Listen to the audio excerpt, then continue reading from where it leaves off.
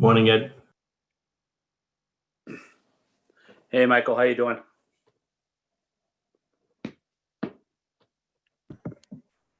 Well, good here.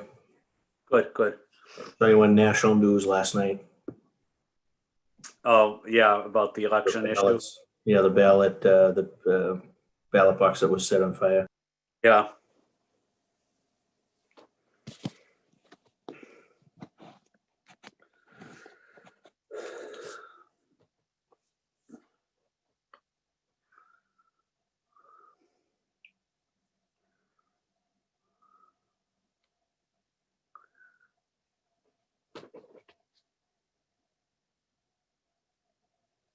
I got a couple, I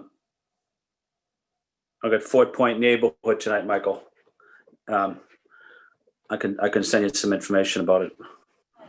Yes, thanks. I have St. Mark's. I got a bunch of them tonight. Okay. You see here, I'm just pulling up my calendar as I'm talking to you. Moakley Park also. Yeah, that's Moakley Park, St. Mark's Civic, and I have that one. So yeah. Okay. Yeah, I'll check in with you this afternoon.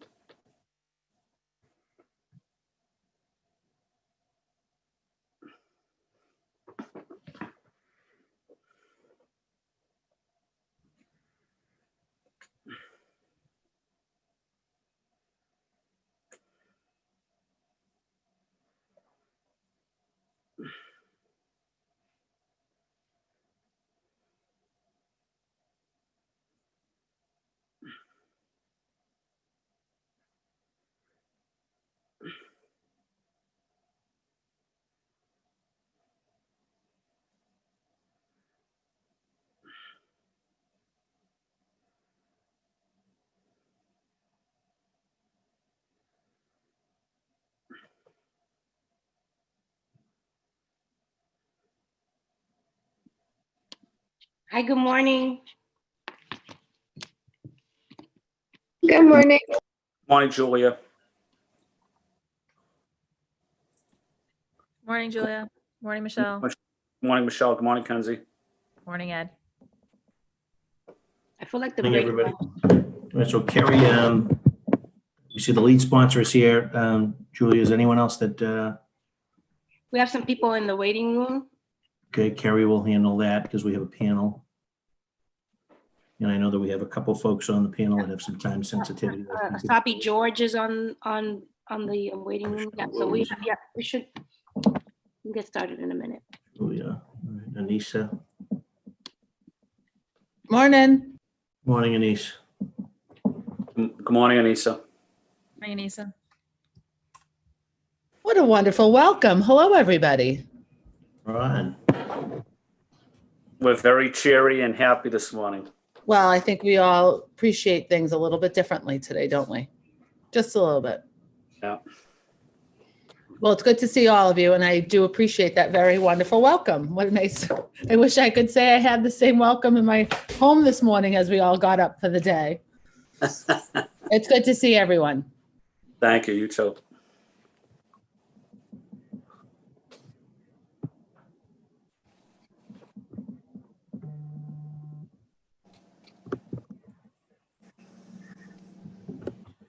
Carrie, you on? Are we almost ready to go, Carrie?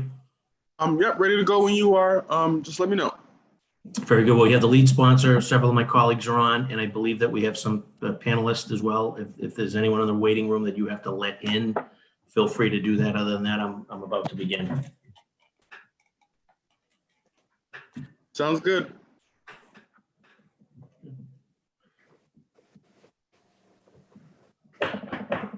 So good morning, everyone. My name is City Councilor at Large Michael Flaherty, Vice Chair of the Committee on Government Operations, and we are here today to discuss Docket 1041.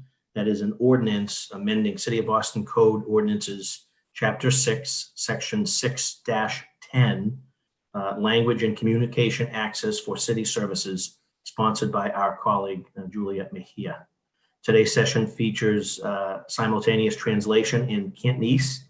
If you are in need of translation, please click the interpretation button at the bottom and select Cantonese. Also, before we discuss the proposed ordinance, I have to read some procedural information into the record, and it says following: in accordance with Governor Baker's March 12th, 2020 executive order modifying certain requirements of the open meeting law and relieving public bodies of certain requirements, including the requirement that public bodies conduct its meetings in a public space that is open and physically accessible to the public, the City Council will be conducting this hearing virtually via Zoom. This enables the City Council to carry out its responsibilities while adhering to the public health accommodations and ensuring public access to its deliberations through adequate alternative means. The public may watch this meeting via live stream at www.boston.gov/city-council-tv. It will also be rebroadcast at a later date on Comcast 8, RCN 82, and Verizon 1964. For public testimony, written comments may be sent to the committee email at ccc.go@boston.gov and will also be made part of the record and available to all members of the council.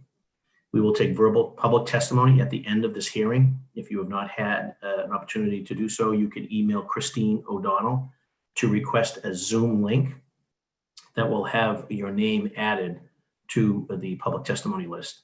And we would encourage you to do so now by emailing Christine at christine.o'donnell@boston.gov. That said, this proposal, docket 1041, would amend the current language in Communication Ordinance, Chapter 6, Section 6-10, by expanding upon the original objectives of the ordinance and making city programs, benefits, and services more accessible by offering translation or interpretation services for residents who may have a disability, are English language learners, or limited English speakers. Some may remember the City Council and Mayor had approved the current ordinance back in 2016, where our colleague, City Councilor Michelle Wu, who is on this Zoom as well as our former colleague, City Councilor Tim McCarthy, had co-sponsored this proposal back in 2016 that ultimately became the current law. As previously stated, this proposal would expand upon the current ordinance by codifying the Office of Language and Communication Access, hereinafter referred to as the Office, which shall be under the charge of a director. The office will serve as the main contact for language and communication access services and plans with the city departments. The proposal would require the office to work with the community to develop guidelines that reflect culturally competent interpretation and translation in order to provide a list of standards when contracting for interpretation or translation services. This proposal also amends the definition section by adding new terms such as, quote, plain language, end quote, quote, cultural competence, end quote, quote, adult literacy, end quote, quote, alternative communication, end quote, and quote, universal design for learning, end quote, in order to provide increased accessibility to maximize participation. This proposal would also require signage about interpretation services, including using symbols to accommodate those that cannot read. The proposal strengthens data and reporting requirements of the translation request through the establishment of a centralized online dashboard that will publish usage in data requests and require departments to share the data with the office. The proposal also changes the translation section to require that vital documents be translated into languages spoken by 5% of the population of the city of Boston, or by 1,000 persons, whichever is lesser, otherwise known as the most commonly used languages. This is a change from the current ordinance, which imposes this requirement on city departments that receive federal assistance. The current ordinance requires that vital documents be translated in Spanish, Haitian, Creole, Chinese, Vietnamese, and Cape Verdean. Before I turn it over to the lead sponsor and my colleagues for brief opening remarks, I want to thank the panelists for joining us this morning. From the administration, we have Jennifer Viva Wong, Interim Director of Mayor's Office of Language and Communication Access. We have An Lei, Senior Policy Advisor, Mayor's Office of Immigrant Advancement, and Jessica Doonan, Chief of Staff, Mayor's Commission for Persons with Disabilities. Our second panel, we have Ivan Espinoza Madrigal, Executive Director of Lawyers for Civil Rights. Narda Campusano Horton, Senior Manager for the Office of Court Interpreter Services. She may be joining by phone. We're just trying to confirm that. Moran Urate, Professor of UMass Boston Gambone Institute. Carolyn Chow, Director, Asian American Resource Workshop, and Howell Washington, Community Activist. So thank all of the panelists on behalf of the council and lead sponsor for joining us today and for sharing your time, talents, and experience with us. And I will now turn it over to the lead sponsor, my colleague, and someone that has done a lot of work in this space and has made significant recommendations to further the initial ordinance that we had passed in 2016 to strengthen it and to make it more inclusive. That's Juliet Mejia. Good morning. Good morning. Thank you, Michael, for hosting this hearing. Really do appreciate you stepping in to do so. Would like to just take a brief moment to wish Councilor Edwards and her family well and to send them our love and support during this time. I also want to thank Councilor Flaherty for stepping in as Vice Chair and agreeing to continue with this hearing. And I really do appreciate Councilor Wu and former Councilor McCarthy for leading the charge and getting us here. And we're looking forward to taking this work to another level given these times. For those, this is going to be a little bit long, but I just really want to flush all of this out, but just indulge me. For those who have been following my journey, you know my story. I was the official translator in my neighborhood and experienced firsthand how much work there is to do to make our city's language access infrastructure more accountable and accessible. In 2016, the City of Boston passed a language access ordinance.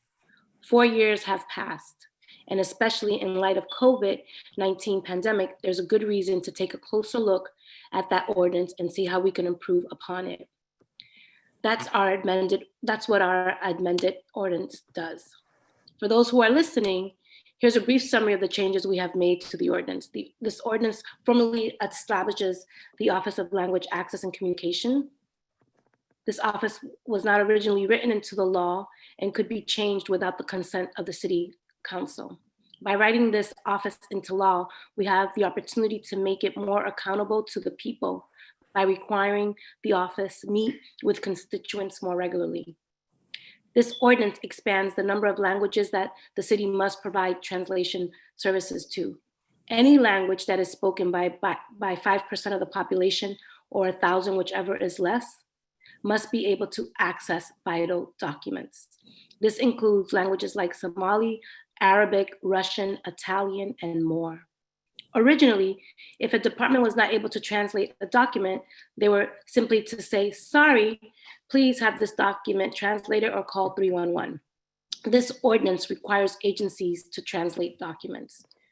We're the City of Boston, and we can figure out how to translate a document.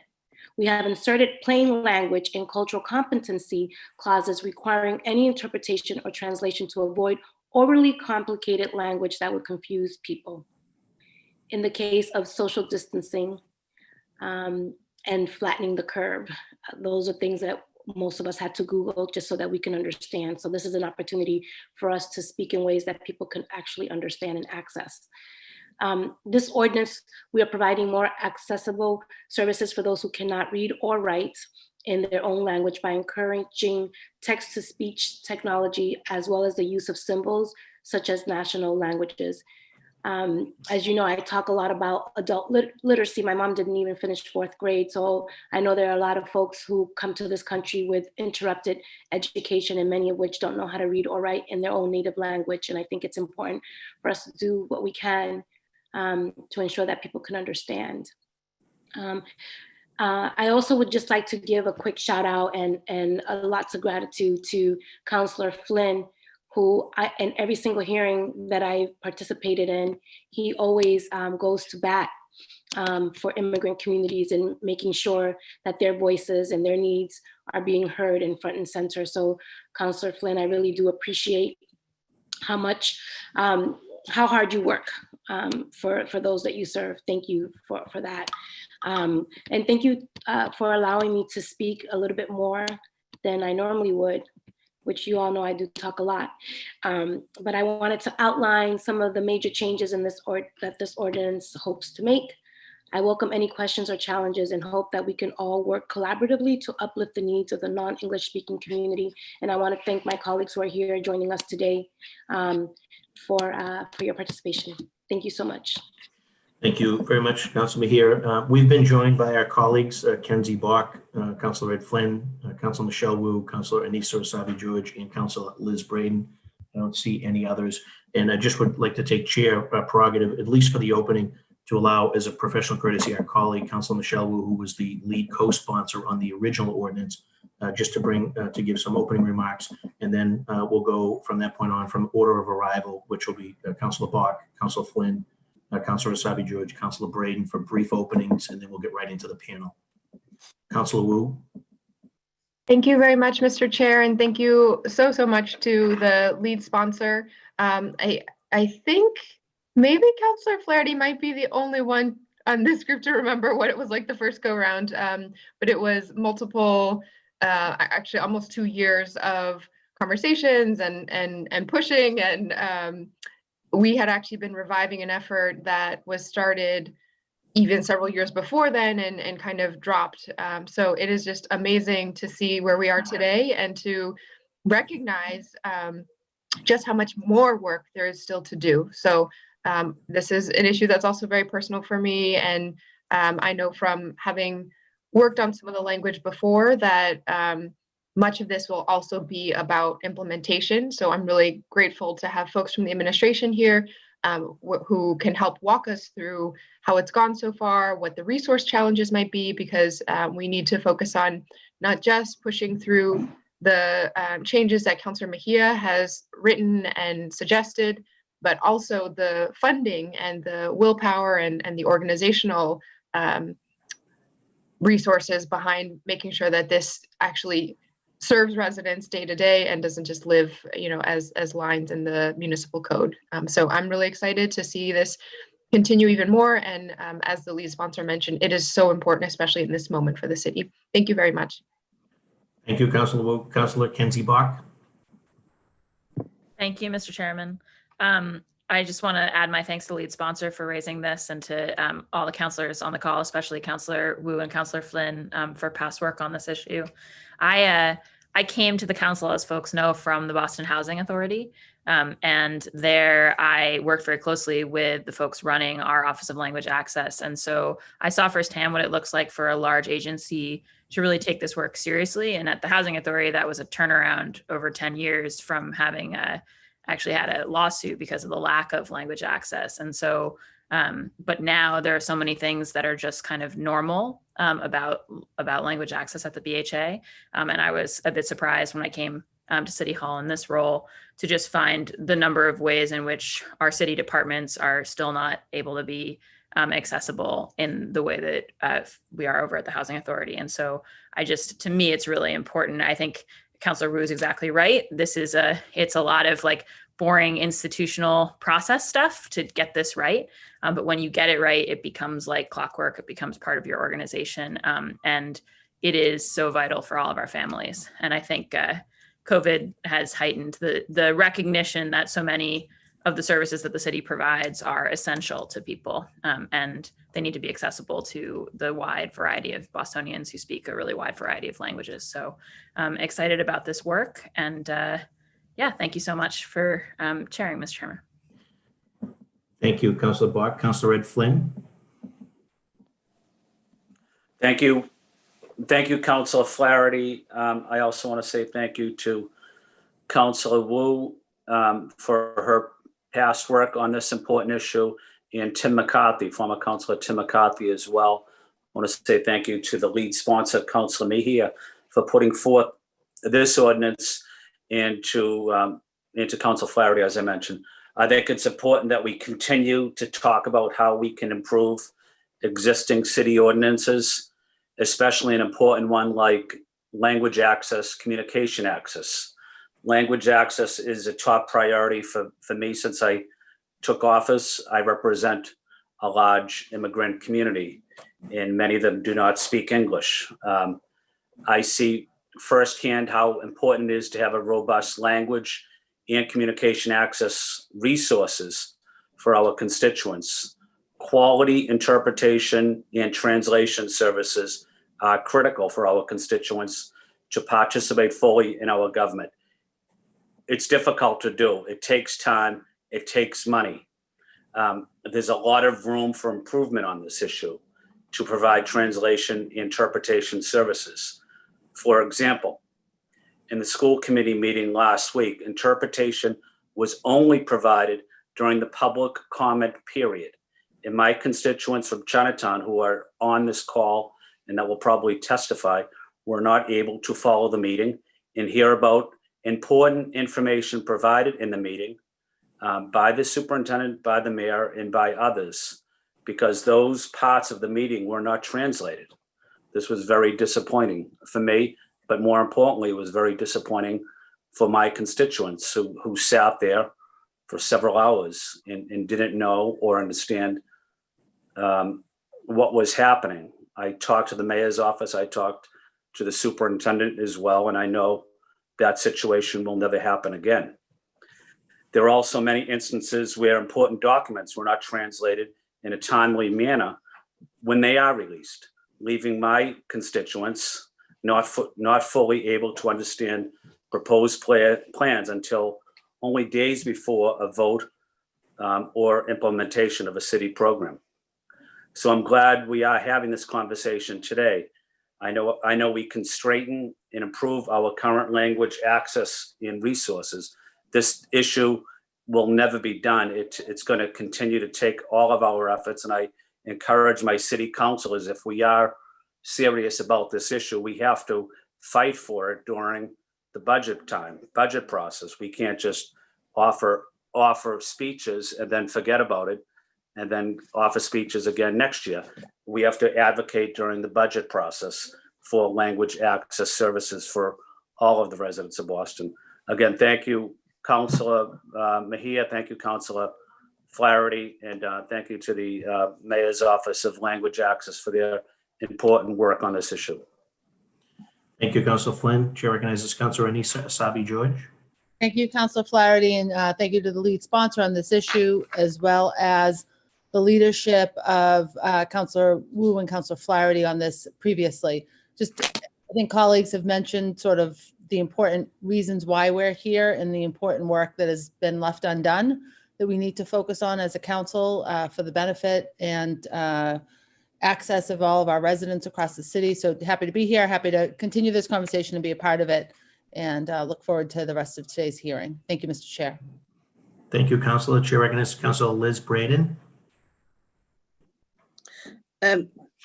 Thank you, Councillor Flaherty.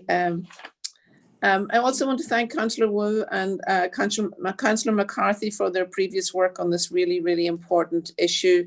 And kudos to my colleague, Councillor Mejia, for taking this on and working to bring it up to a new level so that all of our city departments have language access and cultural competencies to deal with the diverse and wonderful population of our wonderful city, Boston. Language access is critical so that our residents can access city services, can get the best possible benefits from our schools, our community services, etc. And I think we should be setting the standard for language access in Boston. So thank you so much. I really look forward to hearing the panelists and moving to advance this important work. Thank you. Thank you, Councilor Braden. And Chair recognizes, just joining us, is City Councilor Matt O'Malley. Good morning, Matt. Good morning, Mr. Chairman, and good morning, colleagues and friends. I will be brief because it has been said far more eloquently than I can articulate, but I did just want to say, a lot of times I think correctly, elected officials are gently criticized for spending so much time thanking each other, but in this case, it really is important. So thank you, of course, to Councilor Mejia for convening us here today. Thank you to Councilor Wu for her great work in this space ahead of time alongside Councilor McCarthy. And I also wanted to acknowledge Ed Flynn, who has really made this such an important part of his work and his time on the body. And I think it underscores what an important issue this is and how incredibly relevant this conversation is as we find ourselves amid pandemic, where so much of what we have to do our jobs well is simply get information out to people. There is so much happening. We want to obviously do what we can to make sure that all people of Boston are safe during these challenging times, and being able to do so with acute cultural competency, being able to do so with as many accurate translation and transliteration services as possible is what we strive to do each and every day. So this is a really important issue because it really drives so much of what we need to do to provide a safe, thriving city for all. And I'm delighted to add my voice to the chorus of support. So looking forward to continuing to get to work. Thank you again to the makers for their great, important leadership in this space. Thank you very much, Councilor O'Malley. Seeing no other additional colleagues on, I'd like to, we have two panels, so I'm going to go to the panels both first, and then we'll get into questions. I know that we have a couple of the panelists have some time sensitivities, and I know that we also have public testimony as well. So I'm going to ask from the administration, Jennifer Viva Wong, An Lay, and Jessica Doonan in that order to introduce themselves as part of the administration panel. And if all three would like to speak, or one speaking on behalf of the group, it's your preference, but I would love to hear from you. And then we're going to shift to the second panel, and then we'll get into questions. So I'll turn it over at this point to Jennifer Viva Wong. Good morning, Jennifer. Good morning, Councilor Flaherty. Good morning. My name is Jennifer, and I am the Interim Director for the Mayor's Office of Language and Communications Access. And I'll allow An and Jess to introduce themselves, but I did prepare a slideshow, just an overview of what our office does, if there's time as well. Sure. And An Lay. Good morning, An Lay, Senior Policy Advisor for the Mayor's Office for Immigrant Advancement. Yes, sir. Good morning, everyone. Jessica Doonan, Chief of Staff for the Mayor's Commission for Persons with Disabilities. Very good. So I'd obviously love to get your thoughts on the ordinance and specifically the amendments and changes to the ordinance. And if that takes the form of a brief presentation, that's fine, or I'll defer to you, Jennifer.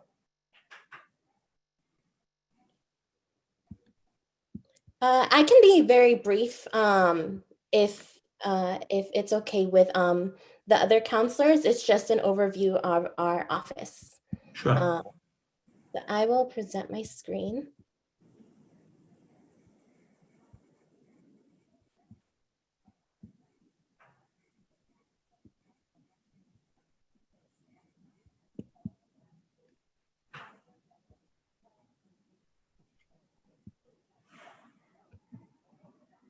Is everyone able to see this okay? Yes, we can. And Kerry, if there's any issues on your end, just let me know. Excuse me, sorry, Chair Flaherty. I don't want to disrupt the situation, but we do have panelists who have hard stops. So we were very clear about some of that, and I'm not sure if you got the message. Yes, yeah, I just recognize that. So there's going to be a brief presentation, then we're going to go right to the two that have time sensitivities. Okay, perfect. So just an overview of our office, and I will be mindful of the time. The mission of our office is to ensure that all city programs, services, and activities are meaningful to all Bostonians. And so we prioritize two main groups: people who identify as speaking a language other than English, and persons with a disability. From our current data from 2020, in Boston, there's over 644 residents. And out of that, 84,000 plus residents identify as having a disability, and over 245,000 residents identify as speaking a language other than English at home. And so what we do in our office is that to ensure that language and communications access is a priority, we provide guidance to other city departments regarding language and communications access. We develop trainings, resources, and protocols for departments to follow. We also provide funding to departments and oversee the entire payment process for any invoices. And we work to communicate and collaborate with community-based organizations and community members. And we also have research and data analysis that is related to evaluating the language and communications access needs of Bostonians in the city. And then within departments, there are LCA liaisons that are the go-to point person in departments that have the knowledge regarding language and communications access, which staff members can go to for information. And then just a quick how to request LCA accommodations. Constituents can contact the city department providing that service, whether it be an event or a document. And then I will now stop sharing my screen.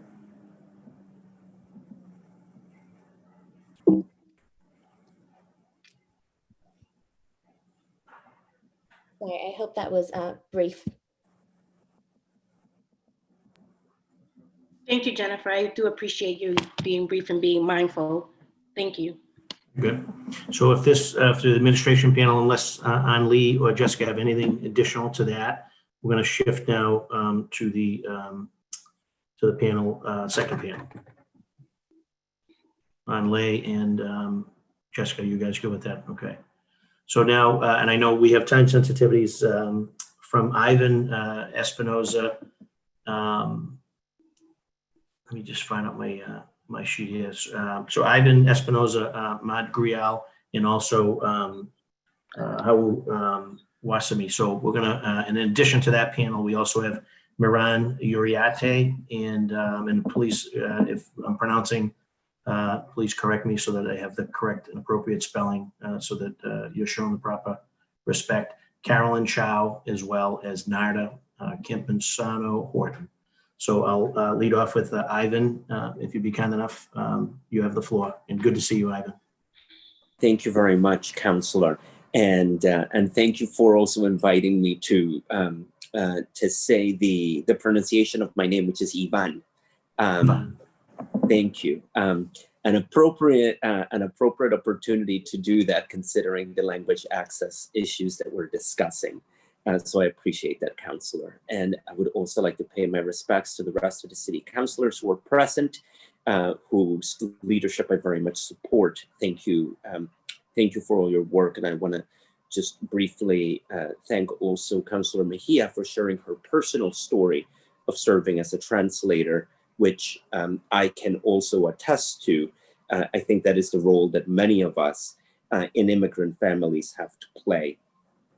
So let me begin by saying that my name is Ivan Espinoza Madrigal. I'm the Executive Director of Lawyers for Civil Rights. It is our pleasure to be here today to support this important legislation and to applaud the establishment of the Office of Language and Communications Access. This office is critical, and I will share just a handful of anecdotes to illustrate this. This is the type of office that can make a deep impact in the lived experience of people in our city. Just taking the pandemic, for example, at the very beginning of the pandemic in March, April, as the economy was being affected, many workers whose primary language was not English were not able to apply to unemployment assistance because the platform was only available in English. Our organization did a lot of work with the Commonwealth to make sure that the platform was translated so that people would not be deprived of those services. That's a state example, but we also have city examples, some of which were already articulated by Councillor Flynn, so thank you for that. One really powerful example involves Suffolk Downs, where my organization filed a complaint pursuant to Title VI of the Civil Rights Act of 1964, which prohibits discrimination on account of race, color, and national origin. We filed a Title VI complaint because groups such as Green Roots and City Life Vida Urbana were not able to receive enough support and opportunities for weighing in on critical development projects such as Suffolk Downs, which would have an impact on climate issues, on housing, on gentrification and affordability. And so that complaint, which we applaud the city for quickly resolving through a voluntary consent decree, a voluntary compliance agreement, now establishes for widespread language access practices and uniformity within the agency's practices. So what we're talking about here today is really an extension of work that the city has already done, but in a piecemeal basis, maybe with respect to this agency, or maybe with respect to this project. But the powerful part of what you're considering this morning is that this office would be able to do things like a language access audit across city agencies and practices to ensure uniformity, to make sure that nobody falls through the cracks, to make sure that we are not placing people in situations where they're being deprived of a particular application, of a service, of a process based on the fact that it's English only. There's no excuse for that, particularly during COVID, during the racial justice crisis, during the economic crisis that we're facing. And so for us, the way that we see this at Lawyers for Civil Rights is that this is an issue of injury, indignity, and stigma of linguistic exclusion. And so it has that on top of the Title VI discrimination implications that I mentioned. And so for me, it is a pleasure to be here to support this effort to make Boston responsive to its rapidly diversifying communities and to make Boston a 21st century city. I applaud this effort and the leadership of each of you involved in this effort. Thank you very much, Yvonne, for joining us. And in that spirit, it was just brought to my attention from the interpreter that is providing services today that she's asking all of us to just slow it down a little bit so that she can do her job and keep the constituents that are on this call and Cantonese-speaking individuals abreast as we progress through the hearing. So I appreciate that. And I know in the same term, Hewu Wasami, who's a community advocate, also has a time sensitivity. So thank you for joining us and for being here. You have the floor. And again, please, if I'm mispronouncing, please correct me.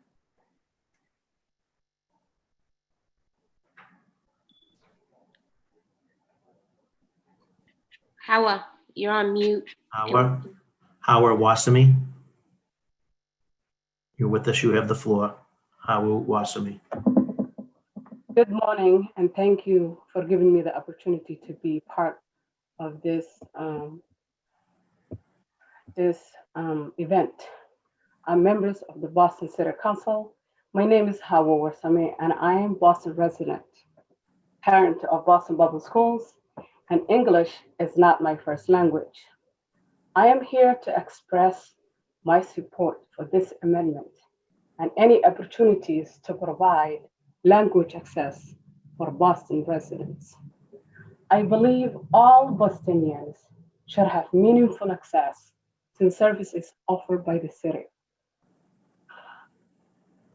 I am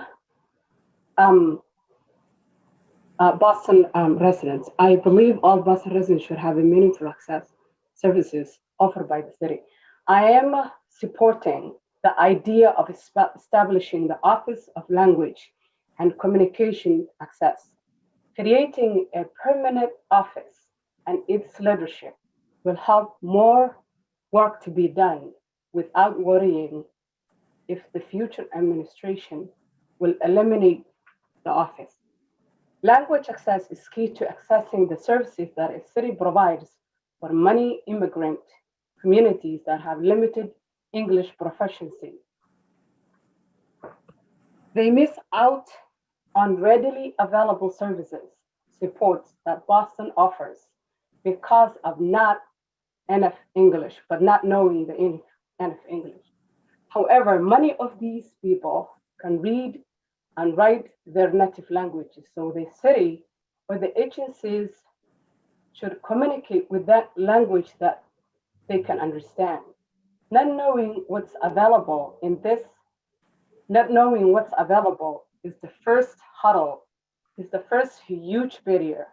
The services that are pose biggest hurdle include housing, healthcare, legal services, access to mental health, and or social services.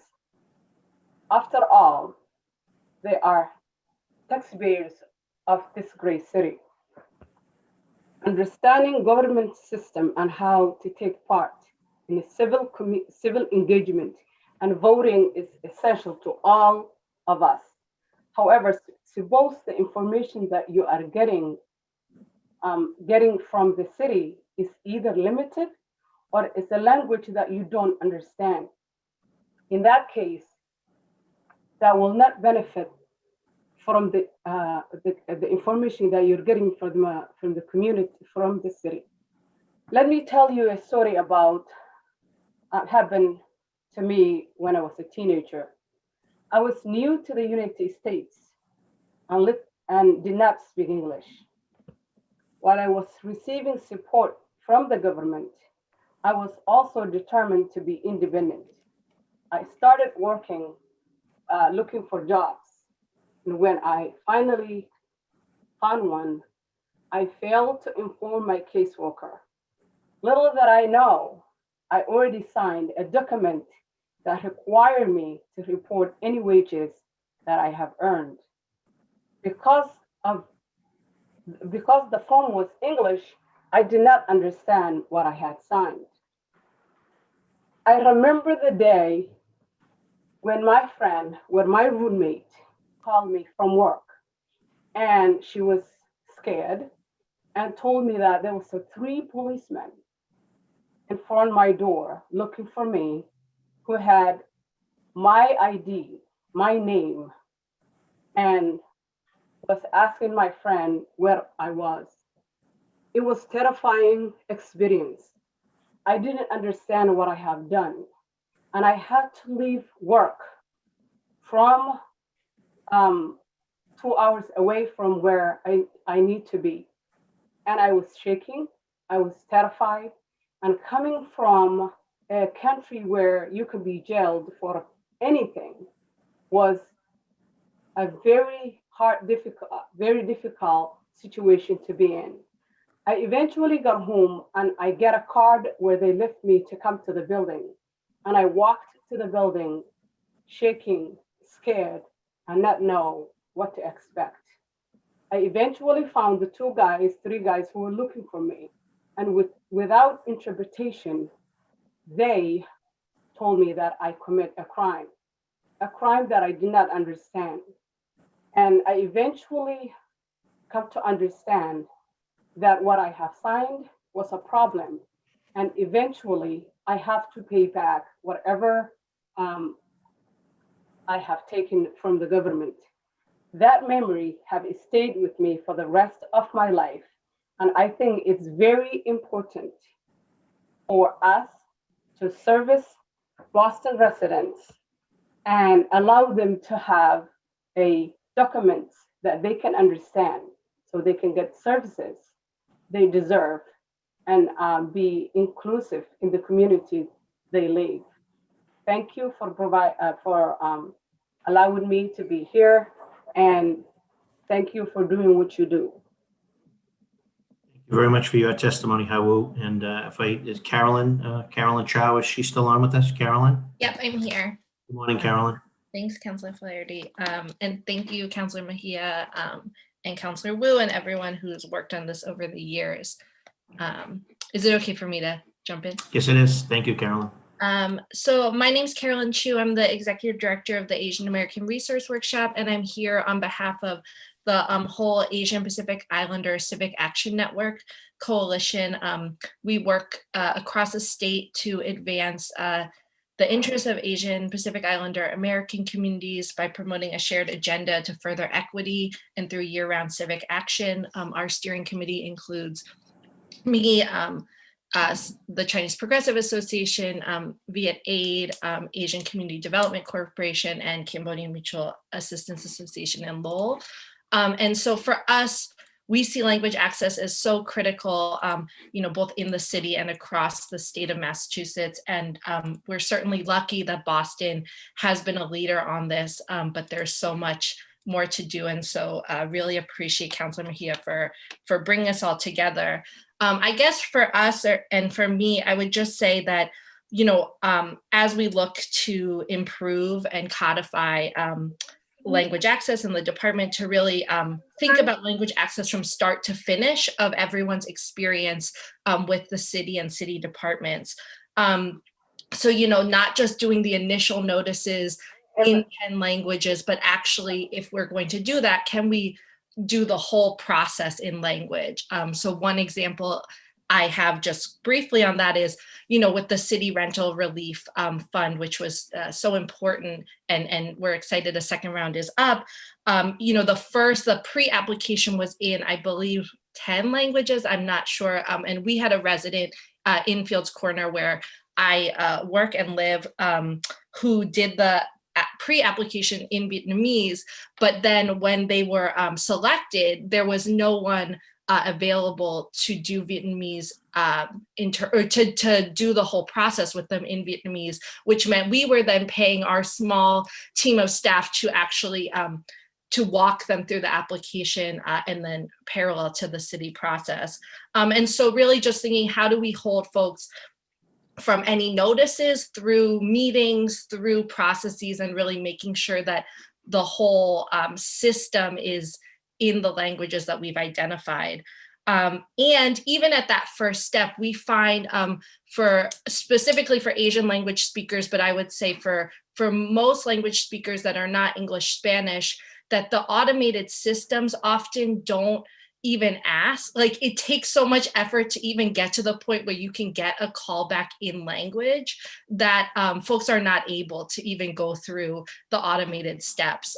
And so, just to raise that at every step, there are barriers. And then with interpretation at meetings, I would just say, I think it's really important that BPS and BPDA are included in our assessment of language access. We know that's a lot of the meetings our folks are trying to go to and are so critical to our folks, and that with all interpretation, especially as we go to Zoom, I think really looking to best practices about having like 2 interpreters to manage the technical barriers, as well as making sure folks have adequate prep time, given that some of these meetings involve quite technical language that, as the interpreter, you might not even be familiar with the terms. And then also making sure that everything is in addition translated and shared with folks in language written. I think, as Councilor Mejia has mentioned, I think it's really important that we don't assume everyone has the same level of ability to read, but for those who can, it's really important that we're doing the verbal and the written.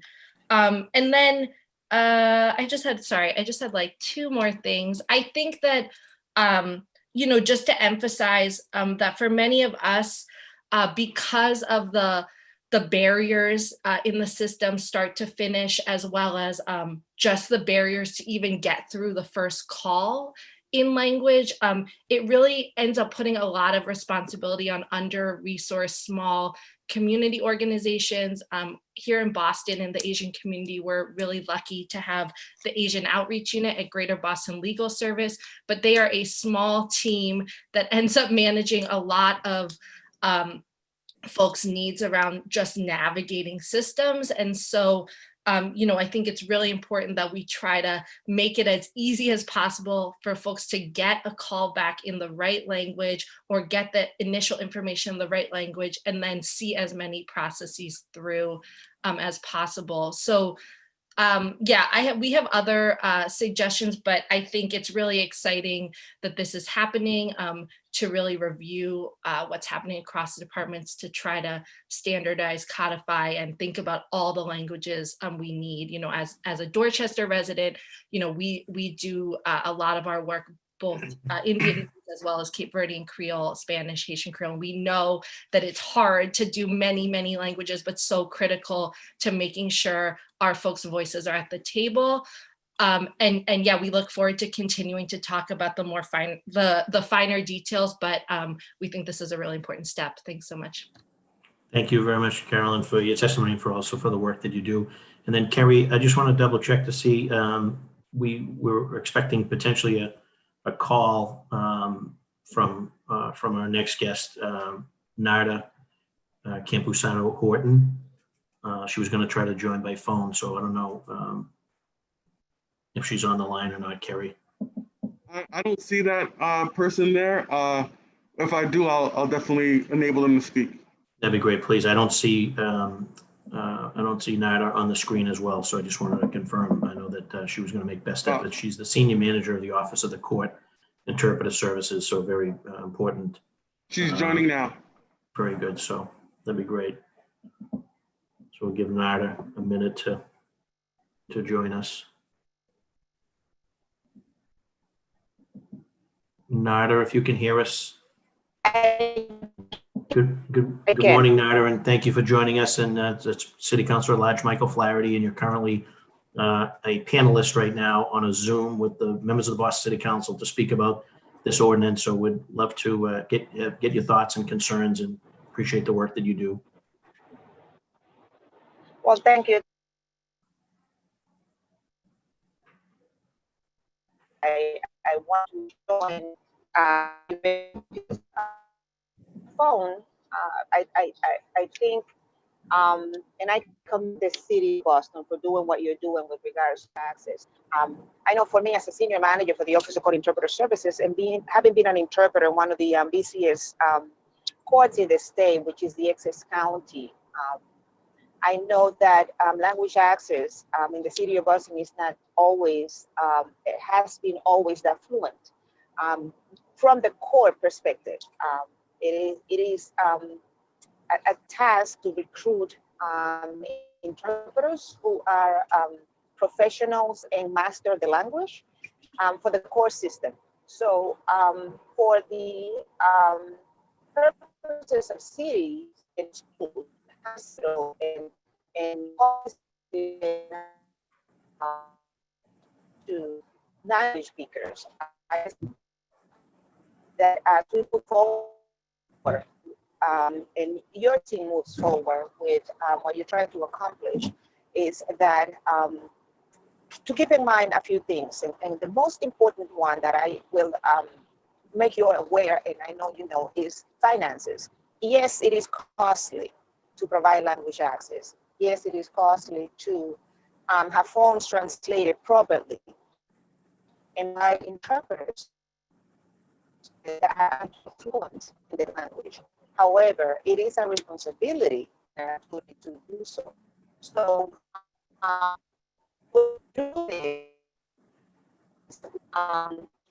resources, but it is important that we keep in mind who is it that we're serving. The goal of the language access plan of the trial court, and I'm sure the city, is to place the non-English speaker same level of the English speaker. We can do that if we invest the necessary resources in making sure that we get qualified interpreters to do this, qualified translators to do this.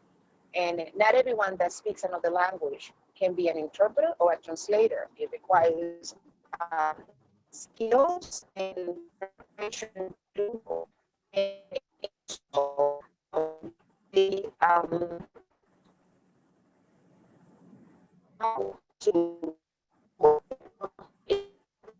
services that the community requires will require time.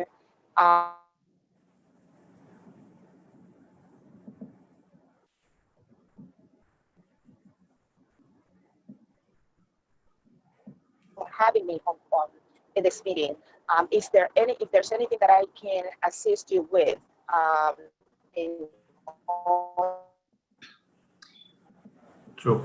So Nada, so you were sort of in and out there a little bit. We got a good chunk of what you were suggesting. So obviously first, thank you for the work that you do. And I know firsthand that if it wasn't for our court interpreters, courts daily would come to a grinding halt. But I did hear you say that it's really important in terms of the quality of the interpreter, having the ability, to be able to interpret effectively. And you also talked about, the need in terms of the constituency base that is being serviced and how important it is to have good interpreters to do that. Yes. So we talked a little bit about maybe the financial piece of it as well. So I know that the lead sponsor may have a question, Julia Mejia, who had invited you. So Julie, do you have any questions of Nada? I know it was broken up a little bit, parts of it. Sure.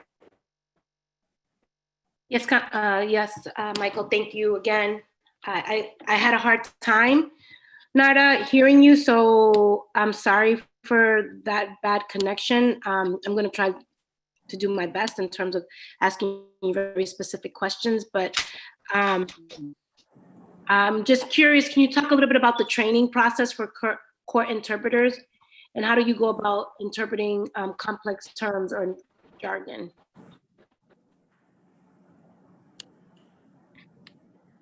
Connection must be because I'm traveling.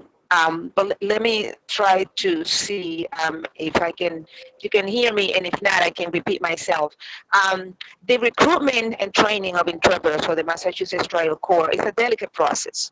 And what I do is, at the beginning, when you have applied to become an interpreter, you need to sit for a 4-hour written exam. The reason for that is because if you cannot write your language, you're not considered bilingual. You may speak a language, but you're not a bilingual individual.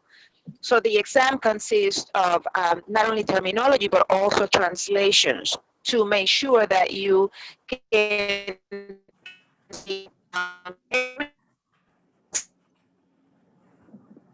Nada. We lost you again, Narda. We lost you there towards the end. So, okay, so the training requires the exam that is 4 hours. And after that, if you pass it with an 80 or higher, we have a mandatory 2-day training to introduce you to what court interpreting is. Then we have the mentoring program, which is pairing you with an interpreter that's seasoned, so that that interpreter can walk you through the court system, and in that time introduce you to vocabulary that you may or may not have known, proper way to address the court personnel, the court and LEPs, and also the interpreter's code of conduct. I'm not sure if you were able to hear that. Yes, we heard it. We did hear it, Nada. Okay. Thank you very much for that. After 2 or 3 years of that, our expectation is that you're able to sit and pass the National Center for State Court certification exam, which will rate the most important modes of interpreting, which is sight translation, consecutive and simultaneous translations in court. And that will let us know that you have the ability to sit at a court event and properly perform your responsibilities as an interpreter. Thank you.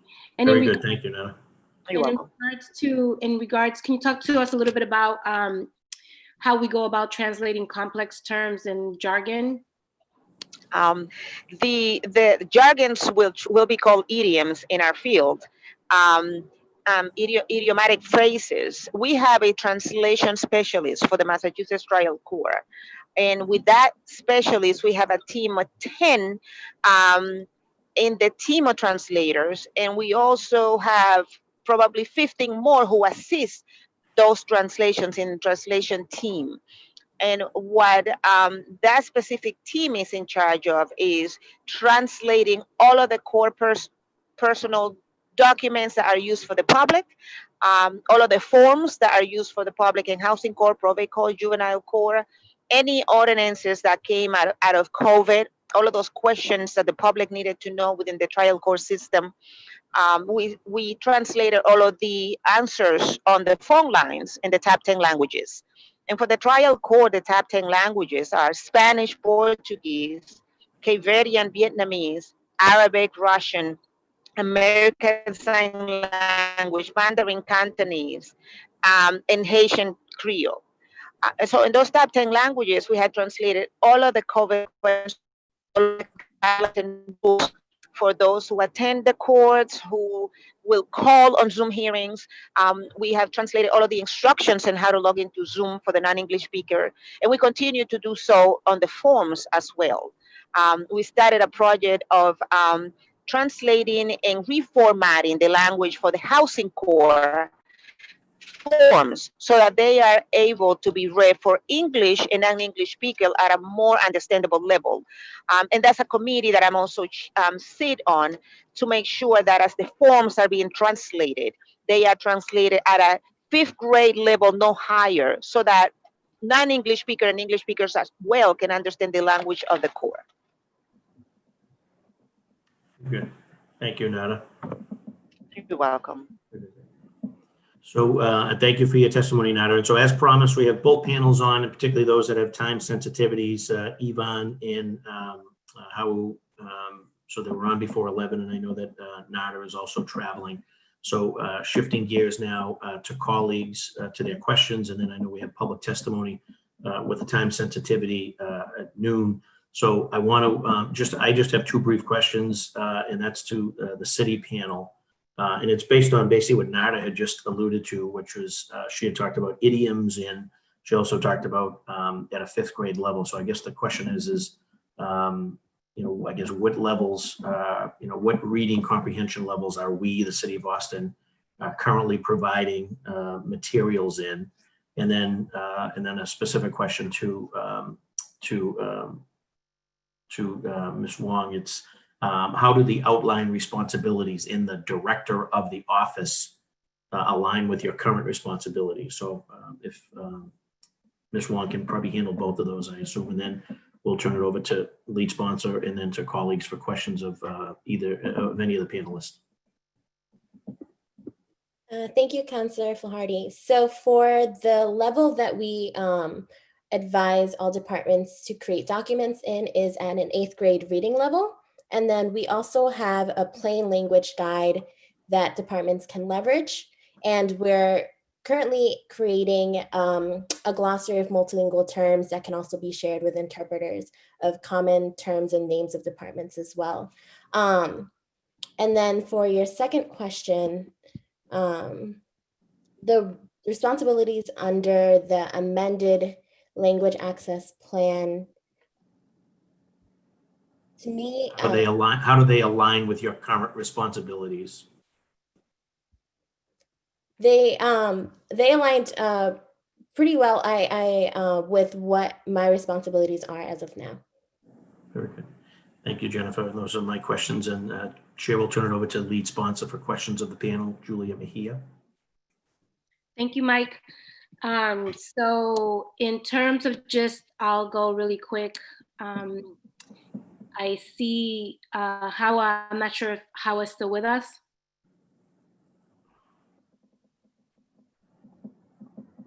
So I'm gonna go to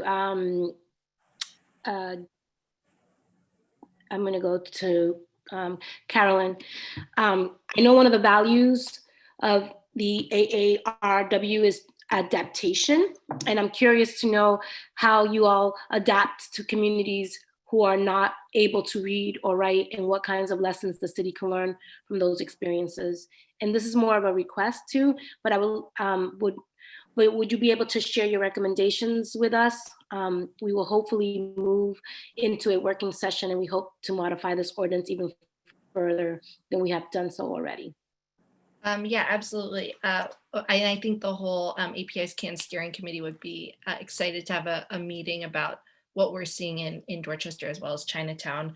And yeah, I think that Councilor Mejia, I can think of more specifics, but I do think it's just doing multiple types of, it's doing written and verbal interpretation. It's doing, different levels. It's having someone actually read what has been the written translation and doing an edit, not just for technical, but for, comprehension. We know in the Vietnamese community here, because folks of when folks came here as refugees, the language is slightly different than maybe a more recent immigrant. So really understanding the population and making sure that folks who have that experience are helping make sure the materials feel right, whether that's, written, spoken, pictures, all of that. So yeah, I think that's really important, the cultural context as well as, the actual technical language. And then just understanding the communities in your neighborhood and who does have more challenges with different types of reading, writing, hearing, whatever the barriers might be, and kind of just, making sure you have multiple ways you're doing everything. Thank you. Thank you. I really do appreciate the differences. The point about the differences in generations of languages is really important, because I do see that the interrupted education, cultural, piece is really crucial. So I really do appreciate you bringing this into the space. And I think the cultural competency clause that we're working on will hopefully address some of them. And my internet is a little bit unstable. So hopefully you all can hear. I'm going to ask my next question to Yvonne, if you're still with us. Yvonne, if you're here, could I see you if you're still here? Yes, Counselor, I am right here. Thank you. Can you talk a little bit more about services for people who cannot read or write in any language? What kind of services are available to them through LCR? And what can we as the City of Boston learn from your experiences with this group? Yes, that is one of the most vulnerable populations, of course, Counselor, because we're talking about people who cannot read or write even in their own native language. So not just in English, but individuals who can't read or write in Spanish, for example. I think it is highly important for not just for organizations like Lawyers for Civil Rights, but for city agencies to keep those populations in mind by providing really robust translation support. Before individuals are being told that they have to sign a document, that must be read to them in its entirety. And there could also be other ways of expressing consent, especially these days when we have access to technology. We can record interactions where we are coming into an agreement with somebody and capturing that as oral consent, express consent. And so I think it is important for us to have flexibility in how we structure those transactions. We cannot assume that everybody's just going to be able to look at a document, even if that document is in their native language. And so providing very much individualized support for individuals with robust, comprehensive wraparound translation is critical. And I'm sure there some of the academics that have joined can speak about some of the methodologies inherent in some of that best practices. But for us, from a practical perspective, what we recommend is that individuals should always be assigned an interpreter to be able to have a smooth interaction with the service provider. And this comes up all the time. Right now, we are in the process of providing a representation for somebody who is originally from Vietnam, Vietnamese speaker, currently living in a shelter because she fled an incident of domestic violence with her 2-year-old child. And in order for us to be able to provide meaningful legal support to this client, it is critical for us to have a legally certified translator at every step of the process. Just having somebody who speaks Vietnamese doesn't necessarily guarantee that this individual is going to understand the complexities around the legal issues of domestic violence, of what the obligations are for being able to remain under shelter, for example.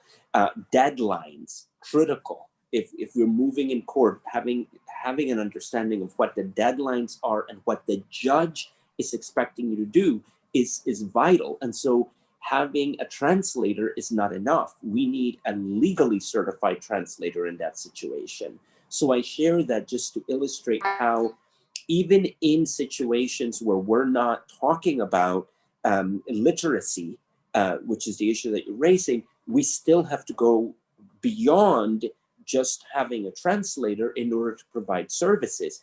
And so taking that one step further, if we're talking to individuals who present those reading and writing challenges that you're raising, we need to go even more beyond that in order to ensure a full suite of services are available. And it's important to be including that in the budget for the agency. Linguistic support is just as important as being able to provide other aspects of support for the service population. So this has to be a commitment that is not just in terms of a policy, but a protocol for how you're going to work with different populations that you interface, and also a budget to support those services. Thank you for that. And I have one more question, Mike, and then I'll give you back. I just want to touch. I just want to touch briefly on that, and that is key and important in having a qualified interpreter for doing these things.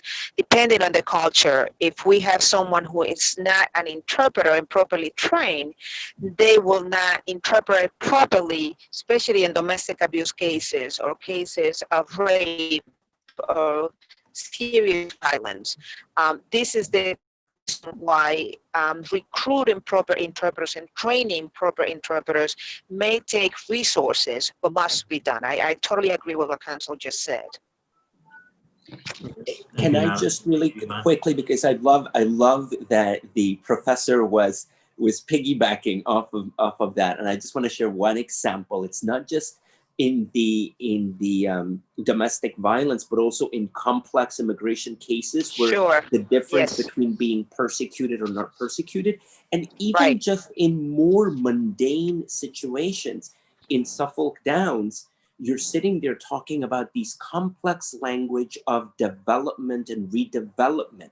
Language that maybe even in Spanish, I don't know what that means because it's a term of art. And so when we're talking about the role of the Office of Language and Communications Access, it is precisely that type of language access audit that can be done to make sure that we humanize highly technical terms. And that requires the translation support and resources that the professor was just outlining. Good. Thank you. Thank you. Absolutely. Thanks, Professor. Absolutely. Yeah, thank you. I just have one last question for Jennifer, and thank you again. I'm just curious if you could just talk to us a little bit about your community process. How often do you all interact with the community? How do you communicate their need? How do they communicate their needs? I'm particularly interested in how outreach is done to some of the communities in Boston who speak other languages besides the 5 major ones. And how do you guys keep track of the languages spoken in Boston? Thank you, Councilor Mejia. Before COVID, our office was just integrating that piece of communicating with community-based organizations, and we had outreach fellows that went out into the communities and went and talked with community-based organizations. Now, post-COVID, we are reigniting connecting with community-based organizations, and we just started this recently of individually contacting the community-based organizations on our list and setting up a time to meet with them to have one-on-one conversations, hearing, talking about our office, hearing about their feedback, hearing about their needs. And that is something that we are planning to do over the next few months. And then our goal is to have larger community-based meetings with community-based organizations to hear more of their feedback and have more of like an open meeting. And then to your second question, so we gather our data from census data when it comes to creating our demographic reports. That was recently updated. We work in partnership with the BPDA. And I don't want to give you half an answer, but I can actually follow up with all of you with a written document that outlines kind of like how that data is created as well. Thank you. Thank you, Jennifer. Thank you, Councilor Mejia. So we're going to go into a round of questionings from our colleagues and then turn it over to public testimony. But I'd be remiss if I should have did this in the opening, and just to recognize Anlay for the great work you did with respect to the Trust Act.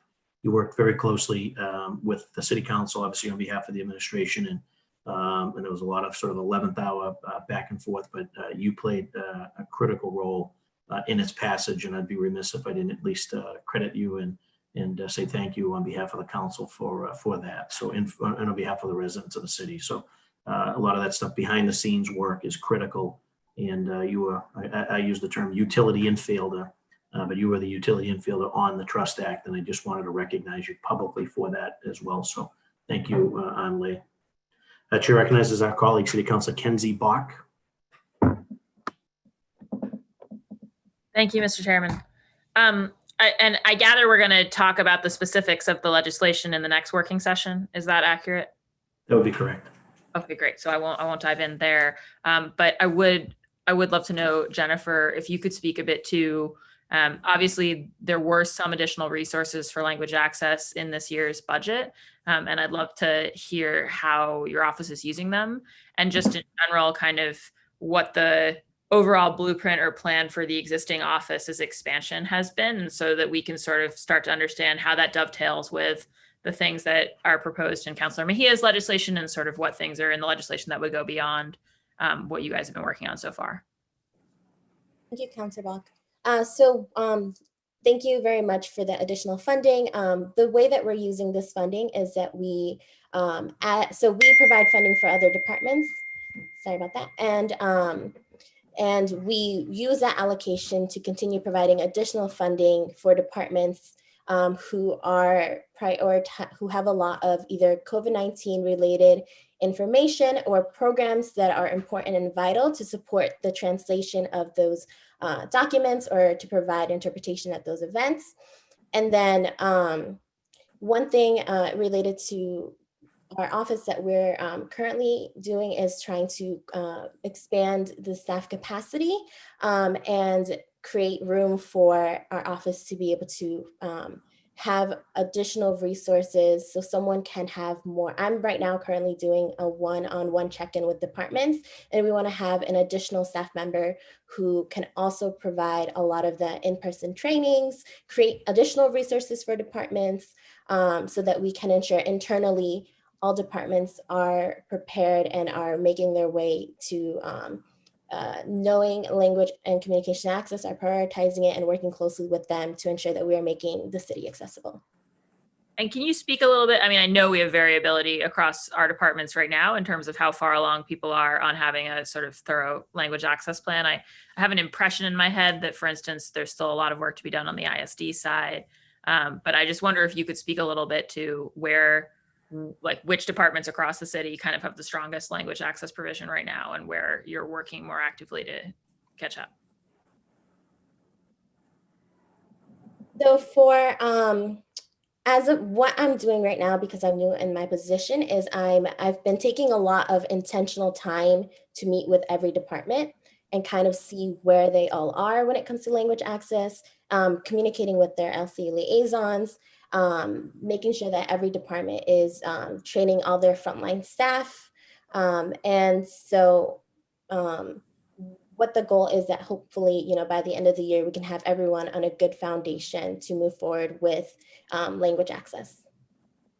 Right. I guess I would just say, I do think that I think in figuring out, where we're at and where you need to be with this legislation, we need some kind of assessment of where we are in the different departments. And that's not to criticize anybody. It's just to sort of acknowledge work that needs to be done. So I hope that as you're meeting with everybody, that you're sort of establishing some record of those benchmarks of kind of where we are. And am I right in understanding every department has to designate a language access coordinator, right? Someone who's on staff in the department, or what's that role called? So it's a language LCA liaison. But you don't necessarily have to make that a part of anybody's time of their job. Is that right? And what I mean by that is you could take somebody who's got a full-time job in the department and then just designate them the language access liaison. Yes, that's correct. Right. So I think that's another thing that we should look at as we talk about this, is just nothing gets done unless time is spent on it. That's the other resource besides money that we're talking about here. And yeah, it seems to me like something we should dig into more. Great. Well, I have lots more questions, but I'll save them for the working session. I do think it would be useful in advance of the working session to understand from the administration what aspects of Councilor Mejia's proposed legislation are, consistent with things that you feel like you're doing or are planning to do anyways, and what the resource implications are. Because I think, obviously we want as a council to be more ambitious about this, and I think it is going to mean increased resources, and I think that's what we need in a multilingual city. But we need to be talking about that at a brass tacks level. So, thank you so much, Mr. Chairman. Very good, thank you, and great points, Councilor Bach. Chair recognizes Councilor Ed Flynn. Thank you, Council Flaherty, and again, thank you to the panelists for their informative information and their leadership. And I guess my question is, how do we ensure the quality of interpretation? We currently contract a lot of the interpretation out, I assume, and how do we measure the metrics and the effectiveness of the services they're providing? I'm not sure if you want me to answer that. This is not, but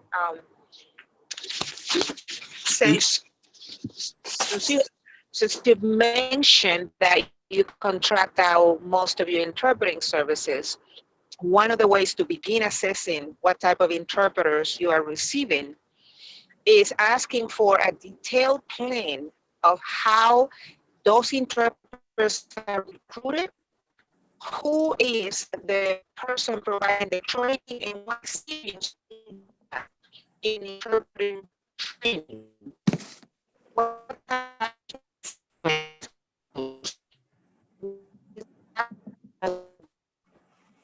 Councilor Flaherty, can you let? Not of the last portion of your answer is you have a tough cell reception there. So if you can you hear us, Nada? Yes, I can. Yes, I can. So, very good. You're broken up there. So the last half of your question got cut off. Nada, can you hear us? Nada. Council Fund looks like Nada's reception had cut off. I don't see her actually even on the line. Are you able to hear me now? Much better, Nada. Perfect. Very good. That's much clearer. Okay. The person who's providing the training and what type of training and language assessment is used for that agency you're using, where you outsource your interpreting work. That is important. It's important to know what type of language assessment those interpreters that are providing community interpreting receive, to make sure that they are actually interpreters that have the language skills and are truly bilingual to provide those services. That's good information. Thank you. And I know Councilor Mejia brought that point up. When we have the possibility, if this is passed, that would be critical, working with language access to see how effective these interpreters are in providing services. Are we currently doing that now through the language access department? Thank you, Councilor Flynn. So yes, so we do contract out our services. We have a vendor directory, which is public for everyone. And then we also have community-based interpreters. These are interpreters that have been highlighted by other departments that communities, really thought that the quality of the interpretation were high and, request those interpreters. So those are on our list as well. And then right now we're currently working with trying to get community-based organizations that provide translation and translation review services on our vendor directory, so they can be used as well as and leveraged by city departments. So right now we have the Cape Verdean Association as well as the Vietnamese American Civic Association that we're working on, and we're hoping to increase the amount of community-based organizations that we work with as well. Thank you, Jennifer. My final question, if I may, to Jessica. I have great respect for your department and the work you do. For my constituents, many of them that are immigrants that don't speak English always, they also have related disabilities as well. What type of communication, what type of services are you providing, is your department providing, but also working with language access to make sure you're coordinating effectively to make sure that resident gets the same level of basic city services as anybody else? Thank you, Councillor Flynn. That is a incredibly important constituency that we work actively with LCA and with Moya to try and essentially tackle from all angles. It is depending on the constituency, a nuanced and culturally sensitive challenge based on views of disability, especially with language barriers and things like that. And so we are in constant communication with LCA and with Moya to work to make sure that constituents are handled across sector, to make sure that their needs are met, both on the disability side, on the immigration side, and on the communication access side. So we're constantly looking at better ways and more effective ways to meet the populations. And it's definitely, as is true in disability work, it is not a one-size-fits-all solution. And so we're constantly brainstorming new ways and handling everything by a case-by-case basis when situations arise. Thank you, Jessica. Thank you, Jennifer, and to the panelists for your work on this important issue. Thank you, Council Flaherty. Very good. Thank you, Council Flynn. And once again, I was just asked, and I'm going to recognize my colleague, City Councilor Anissa Asabi-George, and just asked if we can try to sort of slow it down just a little bit for the interpreter. Just trying to struggle to keep up, but we're doing the best we can, obviously, with what we have. So that said, Chair recognizes Councilor Anissa Asabi-George. Thank you, Councilor Flaherty. And I just want to thank and be grateful for the depth and nuance in which my colleagues have asked their questions. I don't have additional questions. I have, continue to learn a lot on the work that the administration does and our various departments do to make sure that we're able to connect and communicate with our residents and sort of meet them where they are with their language needs, and improve, continue to work to improve access to city services. So I don't have any questions. I hope that just to continue moving the hearing along, and look forward to the working session where we are discussing specific language amendments. Thank you, Mr. Chair. Okay. Thank you, Councilor Asabi-George. Chair recognizes Councilor Michelle Wu.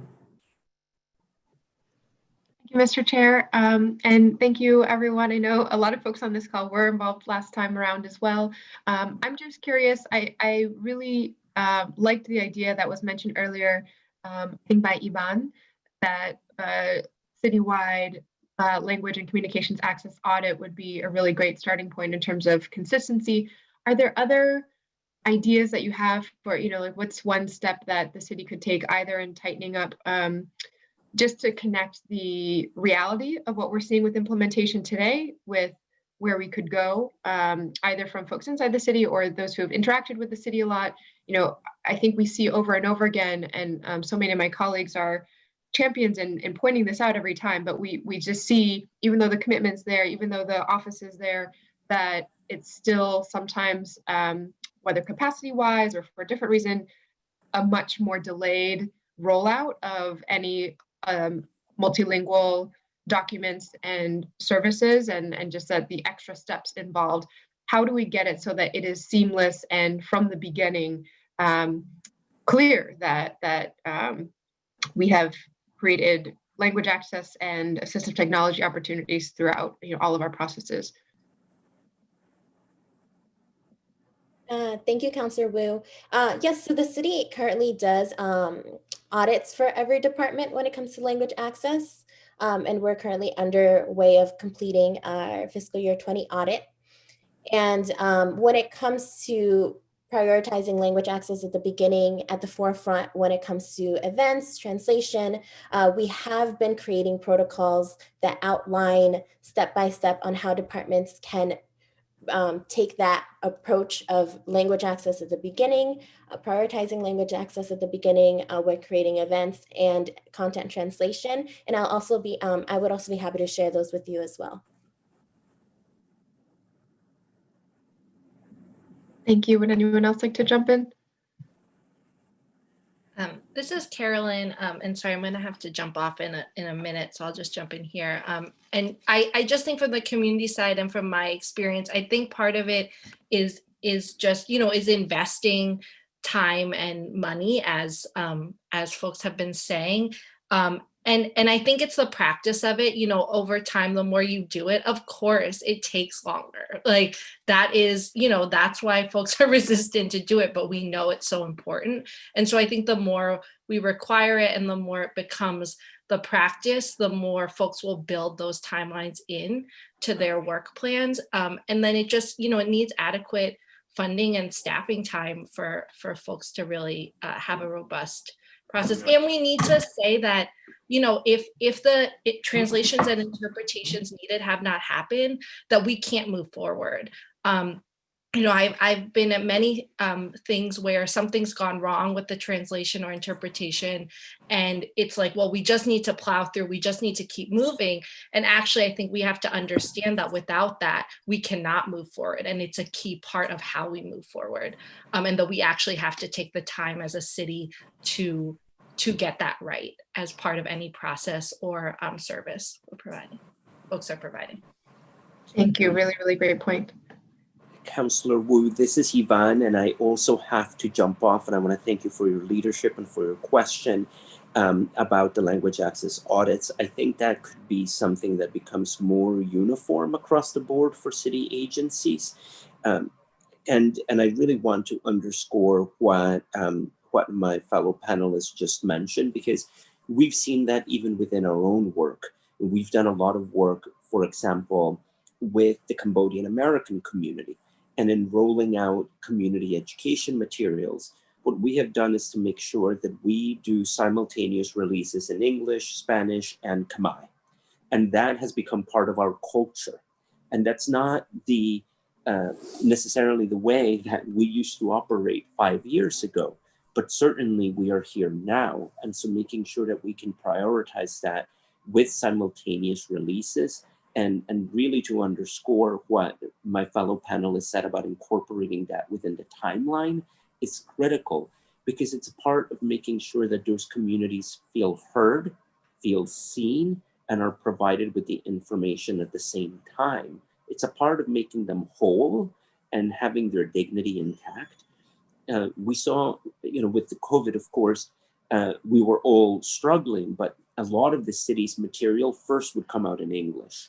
Right, and so we experienced some delay, which is understandable under the unprecedented circumstances. But I think all of that presents opportunities for being able to do simultaneous releases and rollouts, and for making sure that it's part of the culture.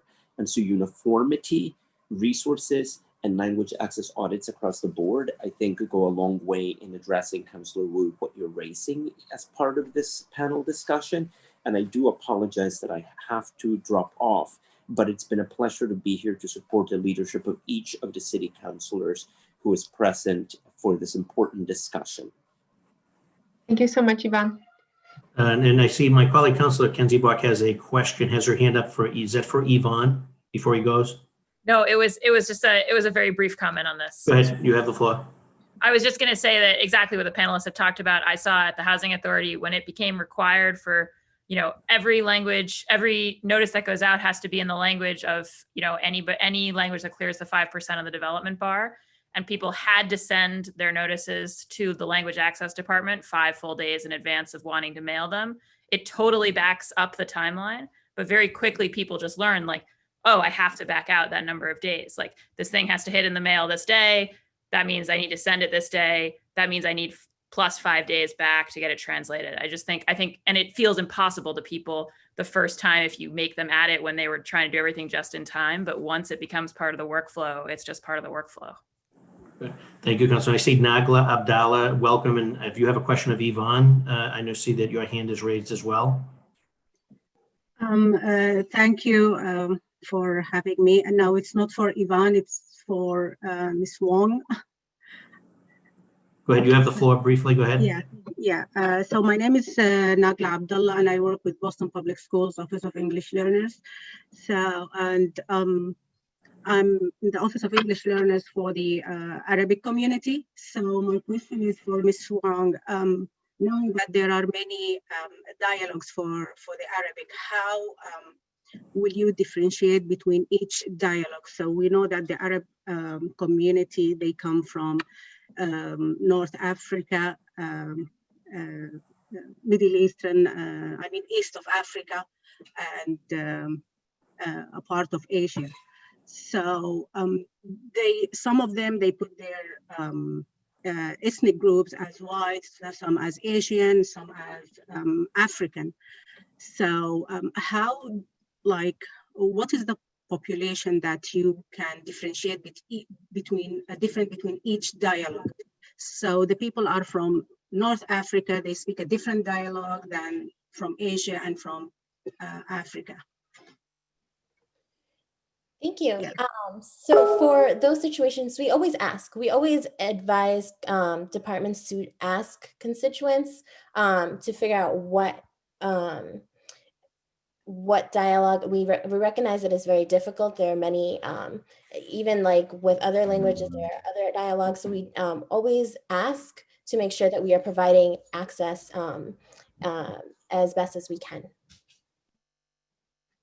Okay, thank you. So there is a question like which dialogue that, Arabic dialogue that you speak, so you can provide the service. Thank you. Thank you. Yes. Very good. Chair recognizes our colleague, Councilor Liz Braden.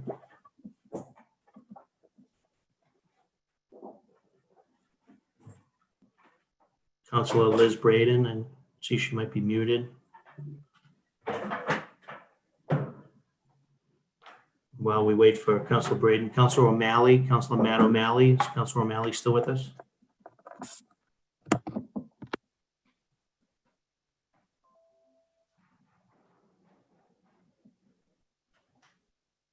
Very good. So I'm going to transition now to public testimony, and we have a list of folks who have signed up for testimony. And I see that the list, the first person on the list was obviously Nagla Abdallah. So Nagla, do you have any additional questions? I know that you had asked a question. Do you have any additional questions or comments? No questions, just the testimony that I already submitted the document to Julia. Very good. Okay, Catherine Chow. Catherine Chow, she's on CHIU. Hi, I'm here. Hi, Catherine. How are you? Welcome, and it's still a good morning. So, good morning to you. Good morning. It's good to see you. Thank If you. you could just identify yourself for the record, any affiliation that you may have, and you have the floor to offer a comment or a question. Okay. My name is Catherine True, and I am the guidance director for the Boston Public Schools. And I want to just really offer my support for this this initiative and to encourage just the very public setting of the expectations. I want to thank Councillor Flynn as well as all the city councilors who are on here. I think the last school committee meeting was just a very clear example of, while there are intentions, just helping people understand how to do this in a respectful way. There were translators at the school committee hearing, the school committee meeting last Wednesday, but only for the public comment.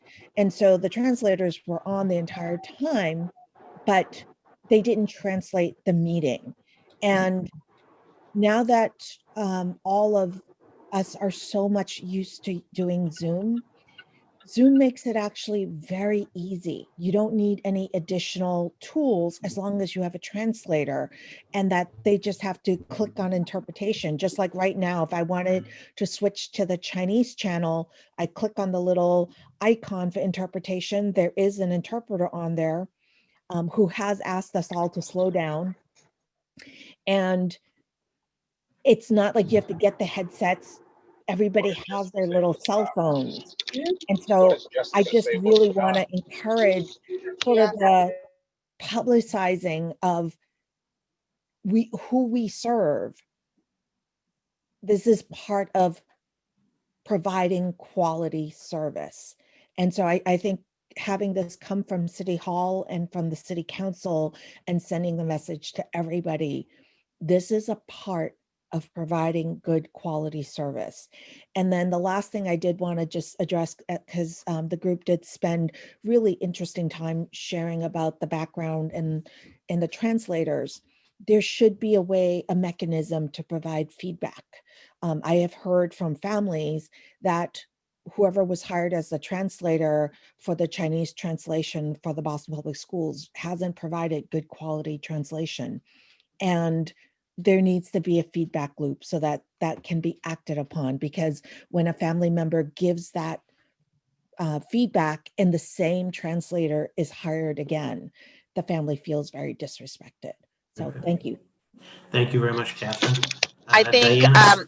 if I can just say something brief, one thing we need to keep in mind is that a translator is a skilled interpreter or professional. So we have to know the difference between the two, because if we are requesting translators and they are translators of written material, a translator is not always an interpreter or Nada, you broke up again. is the You broke up towards the end again. Nada, you broke up again towards the end. Okay, can you hear me now? Yes, that's much better. Okay, so the difference between a translator and an interpreter is that a translator is in writing, an interpreter is oral form. So in requesting the two, we need to know which is the one we're requesting for community events or school event or any other event that needs an interpreter services. Are you requesting an interpreter for an event that's up, so you need a real-time oral interpreter, or are you requesting a translator who will be doing side translation of documents or doing translations in writing? Very good. Good point. Appreciate that. Diana Santiago from the Massachusetts Recruiting. Massachusetts Advocacy for Children. Excuse me, Counselor. Clarity, just a quick question. Are we going to do a second round, or we just moving? Yes, yep. We're going to get through the public testimony, and then we're going to go back for another round of the panelists. It's important, obviously, for the panelists to hear some of the public testimony as well. So try to include all of that. So Diana, if you're available, if you can identify yourself. Hi, Diana. Yes. Hi. Good My name is morning. Diana Good to see you. Santiago. Good morning. Good morning. Thank Welcome. you for having me. I'm a senior attorney at Massachusetts Advocates for Children, or MAC, which is a private nonprofit organization with the mission of removing barriers to educational and life opportunities for children and youth. At MAC, I lead MAC Proyecto Acceso a la Educación Especial, which is a project that focuses on special education advocacy on behalf of low-income, primarily Spanish-speaking parents in Boston and surrounding cities and towns. So first and foremost, I want to thank Counselor Mejia for your thoughtful advocacy on language access issues, which is reflected in the amendments to the current ordinance. And of course, thank you to all of the city council members for the opportunity to provide testimony here. So under federal and state law, parents of children who receive special education services are afforded explicit language access protections. But unfortunately, I see on a very regular basis that that is not enough. Although nearly 50% of Boston Public Schools students' first language is not English, BPS, among other school districts, is often not compliant with these laws. So I have some examples which reflect the widespread denial of equal educational opportunity for children whose parents' primary language is not English. In special education, initial and continued determination of a child's need for services is based almost entirely on psychological, educational, and other assessments completed by school districts. So these reports are frequently not translated into the parent's primary language by BPS. Where parents are effective in advocating for translated reports, the reports are typically provided late in violation of timelines required by federal and state law. So this has real implications for students with disabilities, can result in substantial delays in providing special education services that are really crucial to a child's learning and development.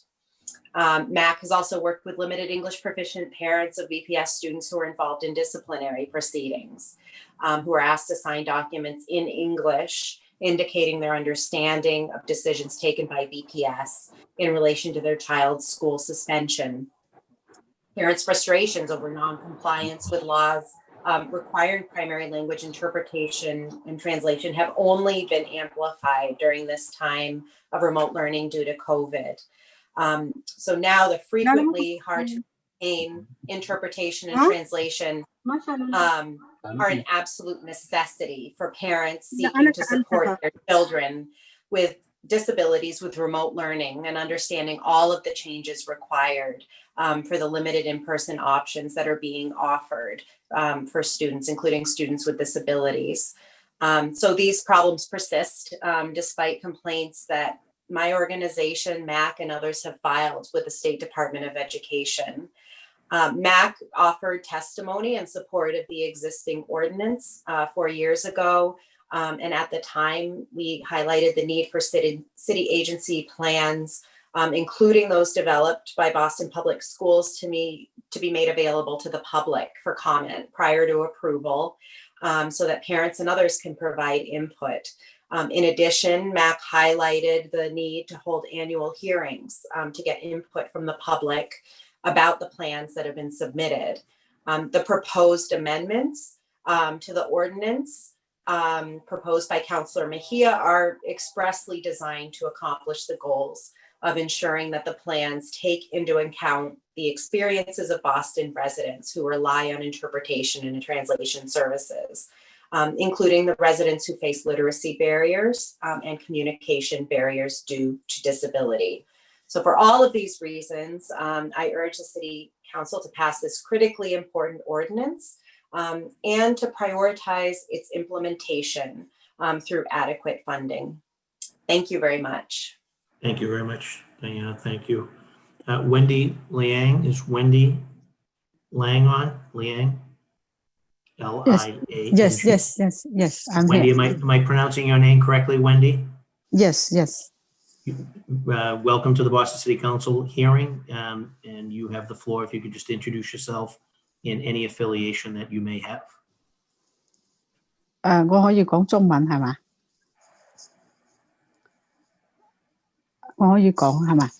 我就係一個家長喺波士頓，咁咧就我又即係有啲問題即係講下咁，因為我女之前係就喺波士頓公路校嗰度讀，咁咧我就反映啲翻譯咁啦，咁即係好多年一直咁樣從公路學校嗰度反映啲翻譯問題。Wendy，你可唔可以慢啲啊？ OK， 好。So I am a BPS student. I have a daughter who's in the BPS system with special needs. For many years, I have escalated and reflected my concerns with the quality of interpretation to Boston Public Schools. Yeah， 特別喺波士頓學校即係開嗰啲 IEP 嘅會嗰陣時咧，咁樣咧就一開始Especially for IEP meetings that take place within Boston Public School. 佢哋波士頓學校咧提供啲翻譯咧，咁咧就即係我哋啲家長唔明白，咁你梗係要即係起碼開會咁你要講明。即係前因後果咁，但係我哋聽到咧就一嚿雲都唔知佢前邊講啲乜。咁 So for a lot of us who do not understand and we rely on our interpreter, we have to take the time to explain sort of the before and after of the events. However, the interpretation that has been rendered by a lot of the BPS interpreters make us more confused when we walk out of the meeting.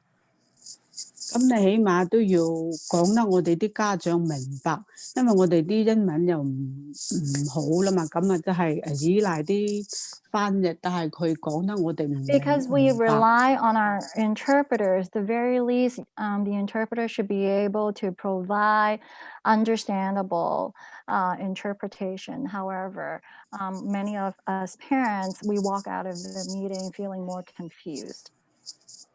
咁你要講明白，咁我哋先知道自己啲仔女喺學校嗰度有啲咩需要，有發生啲咩事咁樣，咁你翻譯得唔清唔楚，我哋又唔知咩回事咁，即係 When interpretation is not rendered properly, we are more confused, and we rely on interpreters to relate to us the needs of our children in school and the appropriate services that the school would be providing or that our children are needing. 即係咁樣，你浪費咗我哋啲家長去點樣去了解啲細路仔，同埋點樣去幫助佢，咁樣。 It's a waste of time for a lot of our parents because we're not able to understand the needs of our children, and we're furthermore not able to assist our children in accessing services. 同埋咧，你學校咧唔會話去關心你明唔明白總之就開咗1個鐘頭俾你嗰個會，你明白唔明白佢都唔會話再幫你話下次再話約個好啲嘅翻譯。 And BPS is not concerned whether parents are able to understand or access the meeting. All they care about is that they meet the minimum requirement of hosting the meeting, which requires an hour. And if a parent does not understand what went on during the meeting, there are no follow-up. 咁我哋都同公立學校嗰度提意見，1年又1年，1次又1次咁樣要求啲質量好嘅翻譯，佢哋。 We have raised this concern to the Boston Public School time after time, years after years, that we request for qualified and quality interpreters. However, BPS ignored us. 同埋即係我認為即係 IEP 嗰啲 meeting 都好重要，但係咧佢哋次次揾嗰啲翻譯咧。 咁有時我哋問佢，你哋有冇幫 IEP 翻譯過？咁佢哋冇㗎，第一次咁我都唔知 IEP 係乜嚟嘅，咁樣我自己你都唔明白，咁點樣去幫我哋翻譯，令到我哋啲家長明白咧？ IEP meetings are absolutely critical, and when we ask the interpreter who are sent to the meetings whether they have had any experience interpreting for IEP meetings before, many of them will say no, and they do not even understand what an IEP is. So if an interpreter is not able to have full access or understanding of IEPs or IEP meetings, how are they then able to interpret for us parents? 同埋即係一直到現在，即係我一直由3年級至到而家個女10年級，我經歷咗好多佢嗰啲翻譯都係學校推，每一次都係要推嘅，最後咧 So my daughter, ever since my daughter was in 3rd grade and she is currently in 10th grade, every time I have to push, I have to request for interpreters, and ultimately at the end. 但係好彩我都有最關鍵嗰年5年級升去6年級嗰個最關鍵嗰個時期揾到，好似現在呢個翻譯 Marisa Low 幫我翻譯到我最明白，要求到先要爭取到我嘅權利。But I was fortunate enough during my daughter's 5th grade year, which was really critical, and between 5th grade to 6th grade, I was able to have access to a professional interpreter, and we were able to access the appropriate rights that my daughter deserves. 但係現在即係到咗現在咧，我要求每一次嘅開會 IEP meeting，我都係要求佢揾一個即係嘅質量好啲，等我明白有辦法明白前因後果嘅 meeting 嘅開會。但係咧，每一次公立學校提供嘅咧，都係話我提供咗好質量啊，但係每一次嘅質量都係冇辦法明白到全一個會議嘅意思嘅。Even now, I would ask the Boston Public School to provide a qualified interpreter who can render quality interpretation so I can understand the entirety of the IEP meeting. And every time BPS would vouch that the interpreters they have contracted a qualified interpreter who can provide quality interpretation. But I am still left with the same frustration and helplessness, which is I am unable to understand and access the IEP meeting. 所以咧，我就係話想即係每一次佢公立學校咧，佢就都話我哋會揾啲好質量，同埋佢啲揾嗰啲公司，我唔知佢啲咩公司啊，外判公司已經係好好噶啦。咁你認為今個公司唔好，我幫你再揾下一個公司嘅，佢真係咁樣，次次都係咁樣，所以我就係即係唔明白你哋公立學校揾啲咩公司，次次啲公司都話好過呢個公司，但係次次都係一個差過一個差唔多。So every time I provide feedback, BPS would promise that, if interpretation is poor this time, we will try to contract with another interpretation agency. I can guarantee the next agency, they would have better interpreters. However, each time the interpretation is just worse. So I don't know what kind of interpretation agency the Boston Public School contracts with, because they just get worse and worse. 唔止話 IEP meeting 啦，其他有好多會議，我哋啲家長都好想去參加，即係有關嗰啲學校嗰啲會議，我哋個個都好想參加。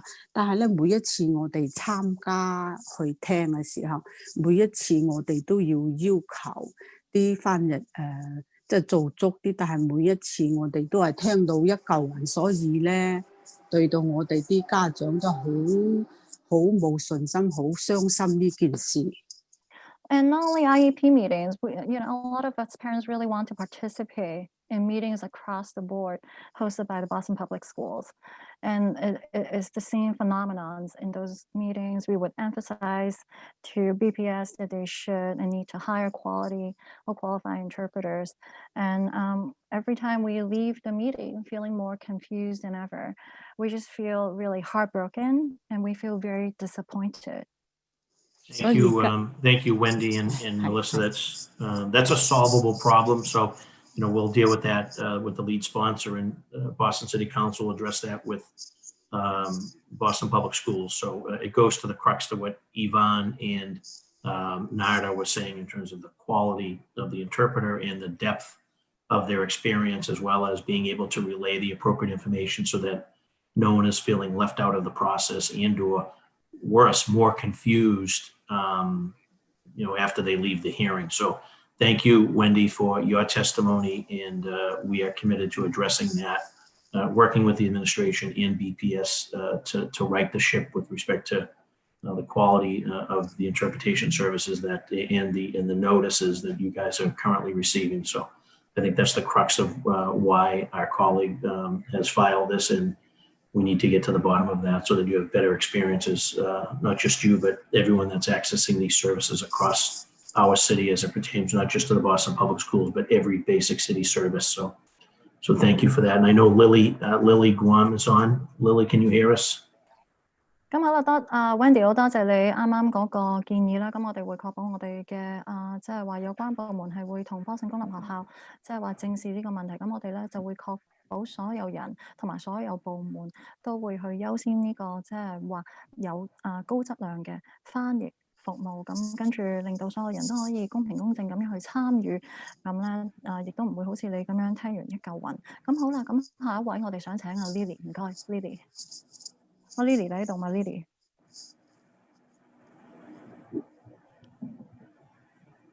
Lily Lily Guan, 關 Lily she's muted. Lily 你好 Let me unmute ，Lily 你 her. 而家靜咗音啊，你可唔可以我哋要幫你開翻咪下。Lily, after Lily, we have it's just like Kai Zhao Chen. Kai Zhao Chen, Lily if 之後啦，我 Kai 哋 Zhao 有 Chen 哦 is 個 available. 開招陳姓陳嘅陳開招，請問你準備好未？我 OK 啦，我喺度啊。I'm Kai ready, I'm Zhao, here. welcome and still morning. Good morning, Kai Zhao. You have the floor. Yeah, good morning. Give me a second.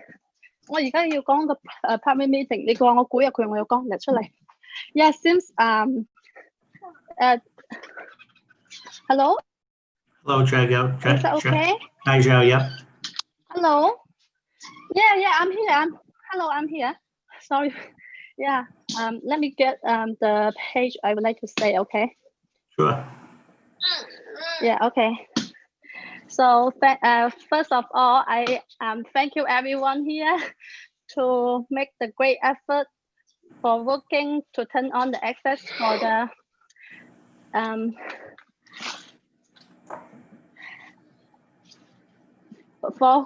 for the access for the one who are not speak and read English, especially thank Councillor Edward Flynn and his team to help Chinatown residents and the residents in Boston.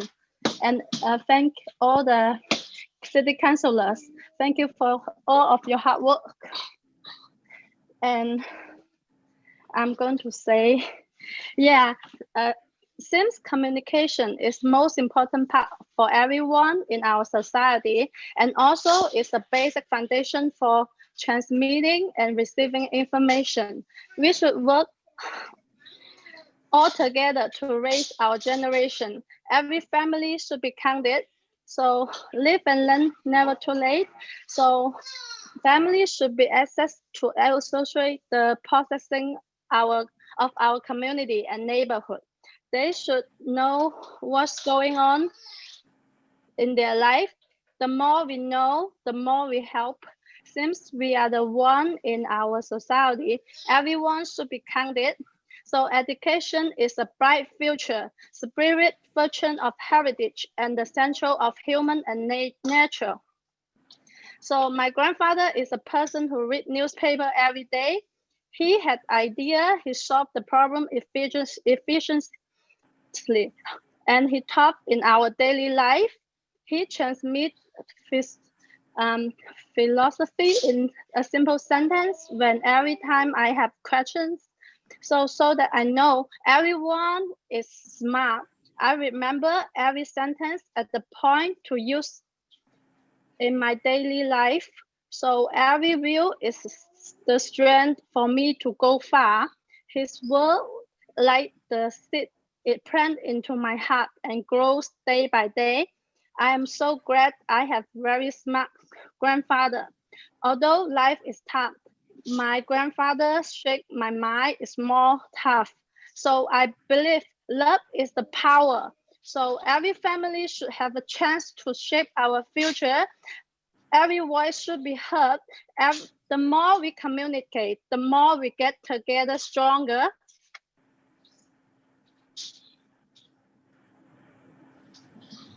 So thank you, everyone. Very, very well, Kai Zhao Chen. Thank you for participating. I had mentioned earlier, there's a hard stop from the administration. So unless the lead sponsor has any additional question from administration officials, they have a hard stop at 12, and it's just about 12 right now, 12:01. Yes, I did have a question. So Councilor Flaherty, I do appreciate you entertaining it. And I just first, before I ask, I just want to thank all of the testimony, our public hearing speakers. Having worked in the education space, the issue that I just heard in terms of the IEP translation is not an easy fix. I've been hearing that same issue for the last 6 years when I was doing parent advocacy. And the fact of the matter is that in order for us to really address this issue, that we're going to need the political will. and the budget to reflect that in order to help support BPS, ensure that families are able to get what they need. So I do have a question specifically for the city. I'm just curious that it seems like the council is not a department that is supported by the city, I think, and I've just I'm just curious about if they cannot support the central staff because it's a quasi agency or it's non-departmental. Can you just help us understand why central staff isn't able to get support services? Thank you, Councilor Mejia. I can definitely touch base back with you. As I am new in my position, I'm not really sure why, but I can do some research and then bring that information back to you. Yeah, thank you for that. And I'm also just curious, I know that for this particular hearing, we had interpretation just in Chinese and Cantonese, and I'm just curious about other languages and the role that your department with the right capacity can help play in helping us address some of our interpretation and translation concerns. Just something to think about. Do you mean as in what other interpreters we have that could be leveraged? Yes, exactly. Yeah, I would be happy to share with you. We have a vendor director, and then we also have community-based interpreters that we've used before in the past for our a lot of our sessions that we help support other departments with, and I can share with you a list. And I also just wanted to say that Jennifer, your department is like incredibly helpful to our office, and I know we asked a lot of questions here, but I know and just recognize that I see how hard you all are working to ensure that our constituents are able to get what they need when they need it in a way that they can understand it. And so trust that your efforts do not go unnoticed. And this particular hearing and ordinance and what we're trying to do is to provide you with the tools and resources that you need so that your department can grow and expand and so that we can serve the emerging immigrant communities that exist here in the city of Boston. And I hope you recognize that this is in partnership with you and your administration, and we're here to work in collaboration. And so I'm really grateful for not only your participation, but that you stayed here throughout the entire hearing, which speaks volumes to your commitment to this work. So I just wanted to thank you and the administration for your full participation and your ongoing support to our office in particular in helping our most vulnerable immigrants. So thank you, Jennifer, to you and your team. Very good. So I want to thank the administration as well, and also Fernando Ortiz. I assume he's going to stick with us. We just have one more public testimony. I want to recognize Nagla Abdallah. She has her hand raised, and then we're going to go to Jenny Z, and that will conclude public testimony, and then allow our colleagues to have any wrap-up thoughts. So Nagla Abdallah, I appreciate your patience. I know that you've spoken already, but we'll recognize you again. Thank you very much for giving me the chance. This time, I just want to give my strong support to the Arabic language. I'm a resident of a parent. I'm a resident of Boston and a parent of 3 children at Boston Public Schools. As we all know, Arabic is a South and Central Semitic language spoken in most parts of the Middle Eastern and North Africa, globally spoken by 420 million people and considered one of the 5 spoken languages in the world. After this short introduction, I would like to give another fact that in Massachusetts, the Arabic-speaking population, as per the census of 2010, it was 65,000, but it had increased significantly recently to 175,000 as per the Arab American Institution. Currently, we have 550 active Arabic students in Boston Public Schools. Historically, when people migrated from dictatorship countries, they often tend to fear experiencing their hopes and aspiration in the government's hands. They usually do not speak for what they need, and that is why I am doing this on their behalf. Understandably, I felt the same pattern when I moved to the US in 2016. I did not mention in the registration application for the schools that my first language was Arabic. they ended putting my kids with the native language speakers. What happened to them that my kids were bullied, they lost confidence, and there was no help or support for them.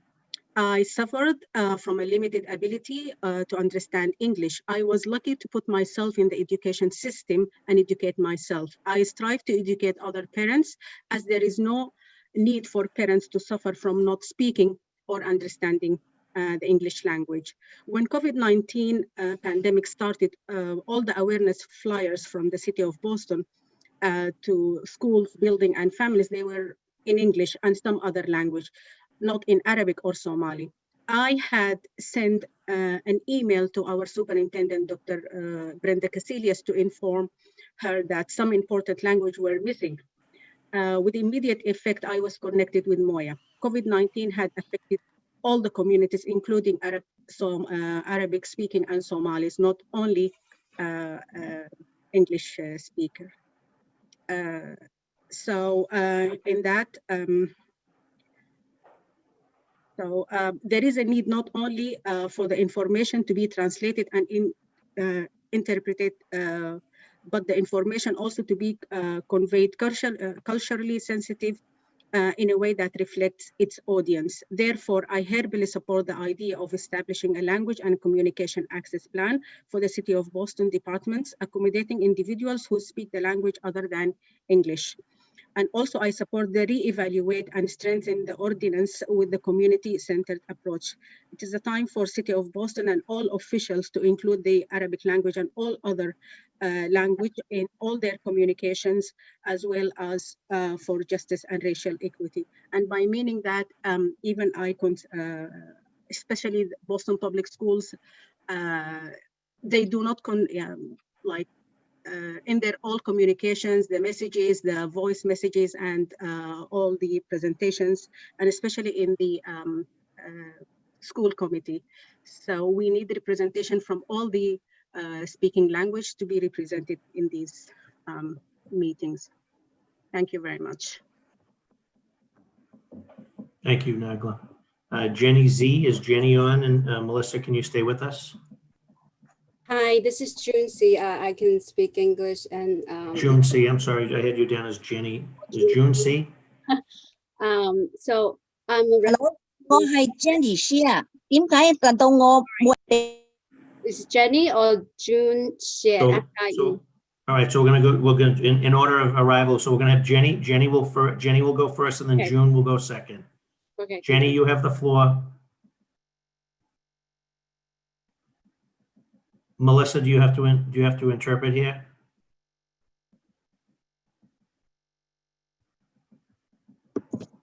Jenny, Hello? can you hear? Jenny, you've been unmuted. You can speak. Okay. I need interpreter. Okay. Very good. Yeah, Melissa, are you on? Melissa, I'm you've been on. unmuted. Yes, Can you hear me, yes. Melissa? Yes, Chair Flaherty, I'm on. 係，我係昆士學校嘅家長，係 Boston 嘅家長。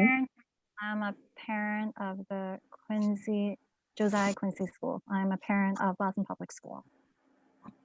我哋自從小朋友入咗昆士小學之後，參加學校家長會嘅任何會議，甚至係 Welcome Centre 嗰個 D 力嘅會議。Ever since my children became Boston Public School students, in every meeting, from school site council to meetings sponsored by the ELL department, the ELAC meetings. 你哋請返嚟嗰啲翻譯全部唔專業，有口音，同我講 The 嘢。 interpreters that you hired are all unprofessional. They do not deliver a complete and professional rendition. 唔可以將我哋家長所表達嘅意思講出嚟。 They are unable to fully render a complete interpretation of what is expressed by us parents. 我哋所表達嘅語言講出嚟，係要學校點樣去幫助我哋家長、我哋華人表達嘅心聲，希望佢 We 哋 need an interpreter that is able to professionally interpret the very message that is on our heart and on our mind from us Chinese parents. 正因為佢哋請嗰啲翻譯唔夠專業，翻譯唔到我哋所表達嘅意思。 Because the interpreters that BPS hires are not professional. They're not able to professionally interpret the meaning of what we would like to express. 所以唔可以表達我哋家長強烈嘅意願同埋嘅聲音。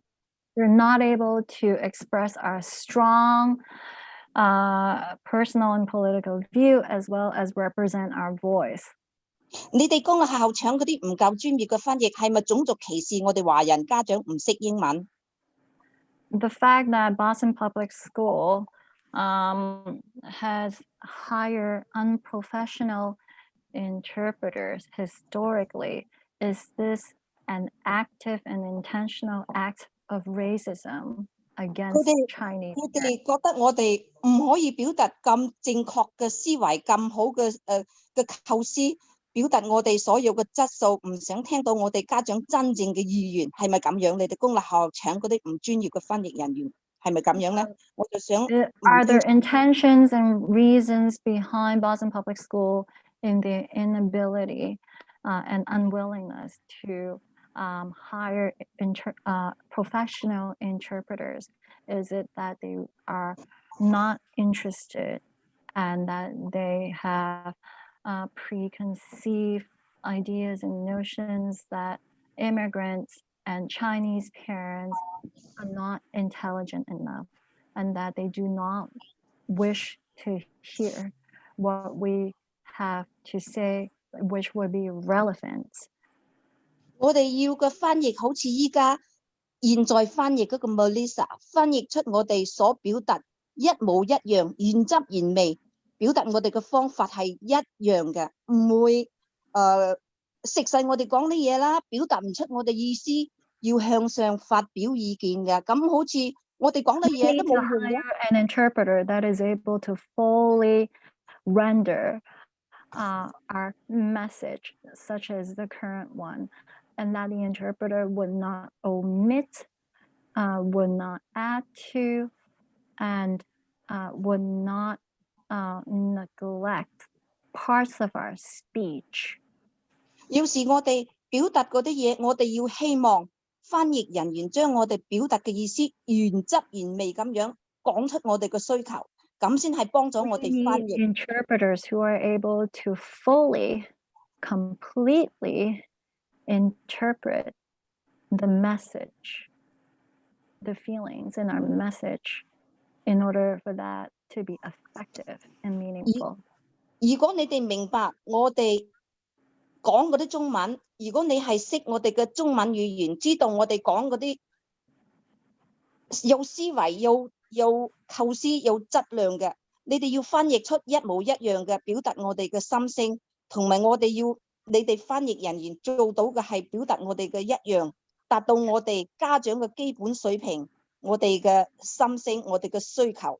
希望你哋將我哋表達。 Interpreters to be able to match the intelligence, the logic, the rational, and the internationality of what is being expressed and spoken in our native Chinese. 正因為你哋一直以嚟忽略咗、疏忽咗我哋唐人華人家長唔識英文，所以我哋冇辦法去參加嘅任何會議，對我哋華人家長 Because you have neglected and taken advantage of the fact that Chinese parents are not English proficient, and therefore these are barriers and deterrents for Chinese parents to participate in public meetings, which in turn violate our rights to participate and access public processes. 所以我哋希望你哋非常關注呢個翻譯專業人員，好似依家 Melissa 要翻譯到我哋一樣原汁原味嘅意思，表達我哋嘅一模一樣嘅心聲，要將個心聲帶出去，俾你哋要知道我哋家長嘅需求同家長嘅心聲。 We need interpreters who are able to competently, completely, fully interpret the urgency of our messages, such as the one now. 點解有咁專業嘅翻譯人員，你哋公立學校唔邀請，邀請咗其他嗰啲唔專業，食晒我哋家長所講嘅嘢，都表達唔到我哋嘅意思，咁我哋去開會。Why is it that there are professional interpreters out there and available? However, BPS do not intentionally or make the effort to hire professional interpreters, but instead hire unprofessional and unqualified interpreters who are not able to fully interpret our messages, but only partially. 到目前為止，你哋公立學校仍然未解決到呢個咁嚴重嘅 problem， 因為我哋冇辦法。To this day, BPS has not been able to resolve this really critical issue, and therefore, many of us parents are not able to fully access or communicate with about key decisions. 有時我哋覺得好無奈，因為我哋表達嘅意思，翻譯人員冇辦法將我哋嘅心聲原汁原味咁表達出去，所以對我哋華人家長 we feel completely helpless, and we feel it's an issue of inequity when interpreters are not able to fully grasp or render a complete rendition of our thoughts and our ideas. 我哋係要公平、公正、均等嘅，有機會發出我哋嘅心聲嘅，呢啲就係我哋華人家長嘅心聲，所以希望你哋 We deserve equity, we deserve fairness, and we deserve justice. We, the Chinese community and Chinese parents, deserve to be heard. 每一次開會嘅會議都係請嗰啲唔專業，係咪想我哋華人家長唔需要參加，唔需要將我哋嘅心聲發表出去呢？我就想問下，係咪有咁嘅意思呢？ Every time you hire interpreters who are not professional, is it because BPS is not interested in hearing what immigrant communities, what Chinese parents have to say? 我哋就係想要表達我哋想要真正表達嘅意思，希望你哋公立學校要專注非常專注呢個問題，咁我哋華人先可以參加任何嘅會議，發表我哋嘅聲音，將我哋嘅信息帶出去，係代表我哋嘅華人社區係要你哋公立學校要非常專注呢個問題。希望以後每一次嘅會議要請好似 Melissa 咁專業翻譯 professional 嘅專業人員幫我哋做翻譯，我哋就係最好嘅要求。希望你哋做到啦。We need going forward, we need BPS to hire professional, proficient, qualified interpreters, such as the one now, in order for us to have full equal access. Thank you. 好多謝你哋今次聽我哋家長所表達嘅意思同埋心聲，多謝大家。Thank you so much for taking the time to listen to parents' concern and taking the time to allow us to provide this testimony. Thank you. Thank you very much. Thank you, Jenny. Thank you, Melissa. And then June, can you hear us, June? I'm going to unmute June. Okay. Welcome, June. Good afternoon. You have the floor. Thank you. You hear me well, correct? Yes, I can hear you perfectly clear. Okay, perfect. So I'm a parent of kids attending Boston Public Schools, BPS. So I have also attended a couple of BPS public meetings recently. Seeing the interpretation services there, I fully understand the frustrations from the Chinese speaking parents community. But I think the good news is we were talking about this issue now, and we have a good plan on the table. Thanks so much for all the counselors for your hard work and commitment. I work in a university in the Boston area, managing a portfolio of bilingual programs. So at work, I get to work with a lot of interpreters and translators and the related work processes. So here I would like to offer some thoughts as you think about how to execute the plan. I have to recognize it is a huge plan, a big project to be implemented. And first of all, I think we really need in-house experts on staff and full-time in the Office of the Language and Communication Access. By expert, I mean the people who understand how interpretation and translation works. And for each language that we're supposed to provide services for, you would want to have at least one expert on staff. And it may be already the case in the current office setup, but as you expand the office and hire more staff, this is something I highly recommend to keep in mind. And candidates could be practitioners from the interpretation and translation industry. For example, someone who've done simultaneous interpretations extensively in the market. They have the professional network. When it comes to recruit qualified interpreters, they have, the people that they already know, and they would understand how to assess interpreters' competencies.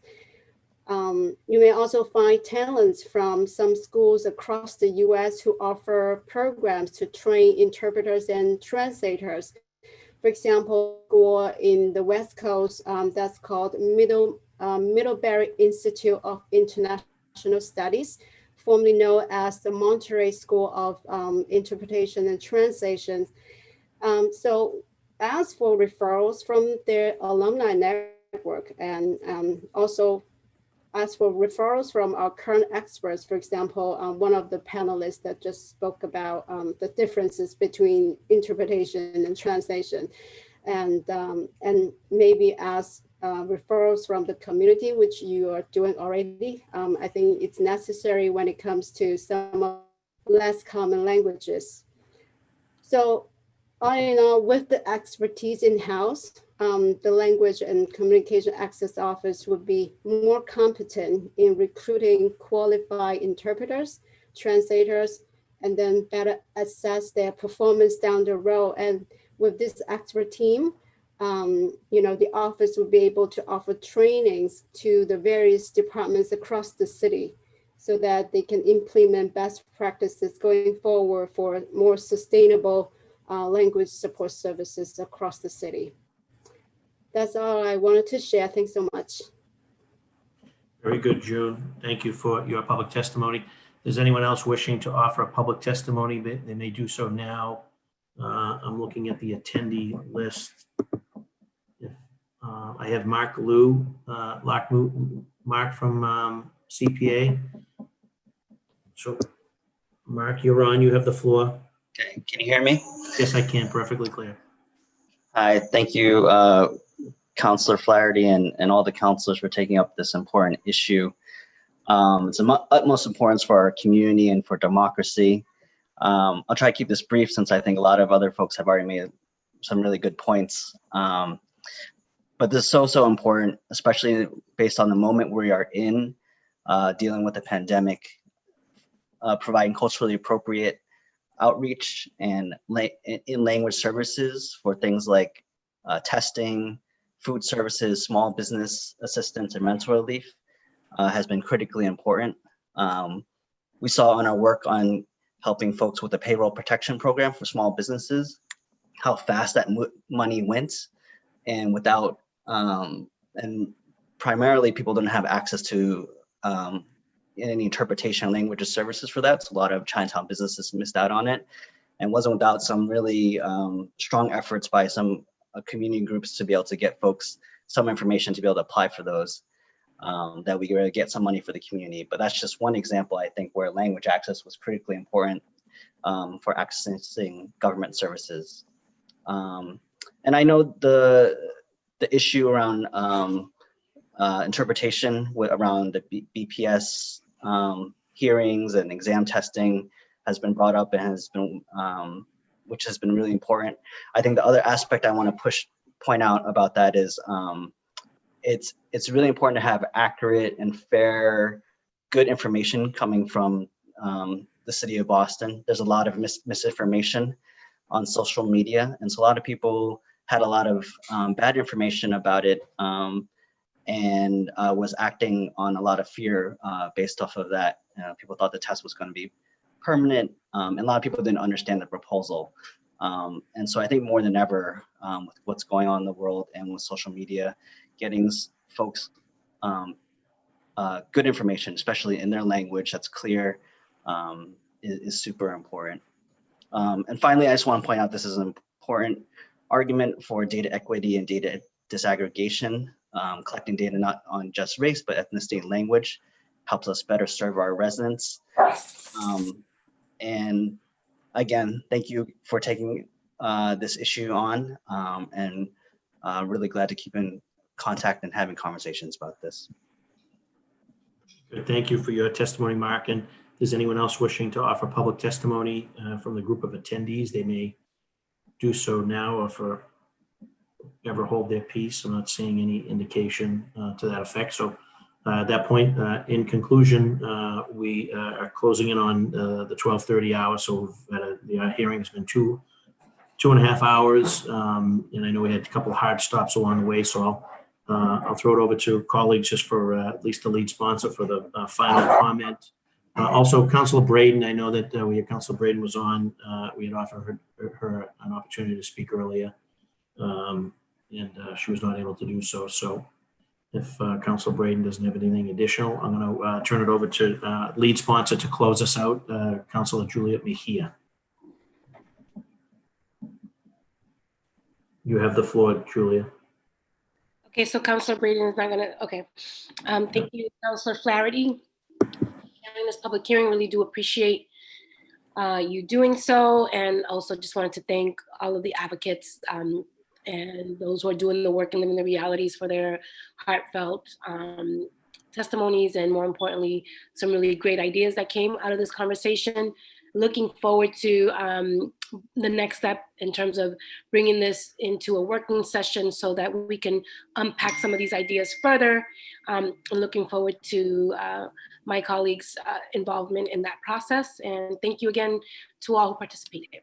And a big shout out to my policy director of communication and policy, Jacob DeBilcourt, who has been relentless on organizing this effort and not just making sure that people show up, but really leading the charge and making sure that we have all of the right language literally in place for this. He's just done an incredible job in putting this together. So just want to give a quick shout out to Jacob for all your hard work. Very good. Thank you, Julian. Thank you, obviously, as the lead sponsor. Thank all of my colleagues for attending, also for the great work on the original ordinance from Councilor Wu and former Councilor Tim McCarthy, and also to the administration, to the panelists for their time, attention, and their talents and experience. And with respect to Docket 1041, an ordinance amending City of Boston Code Ordinances, Chapter 6, Section 6-10, language and community access for city services. The committee hearing will be, for the Government Operations Committee, will be adjourned. Thank you all for attending and have a great day. Make sure you gavel us out. How's that? Thank you. Good work. Thank you. See you guys. See you, Councilor Flynn.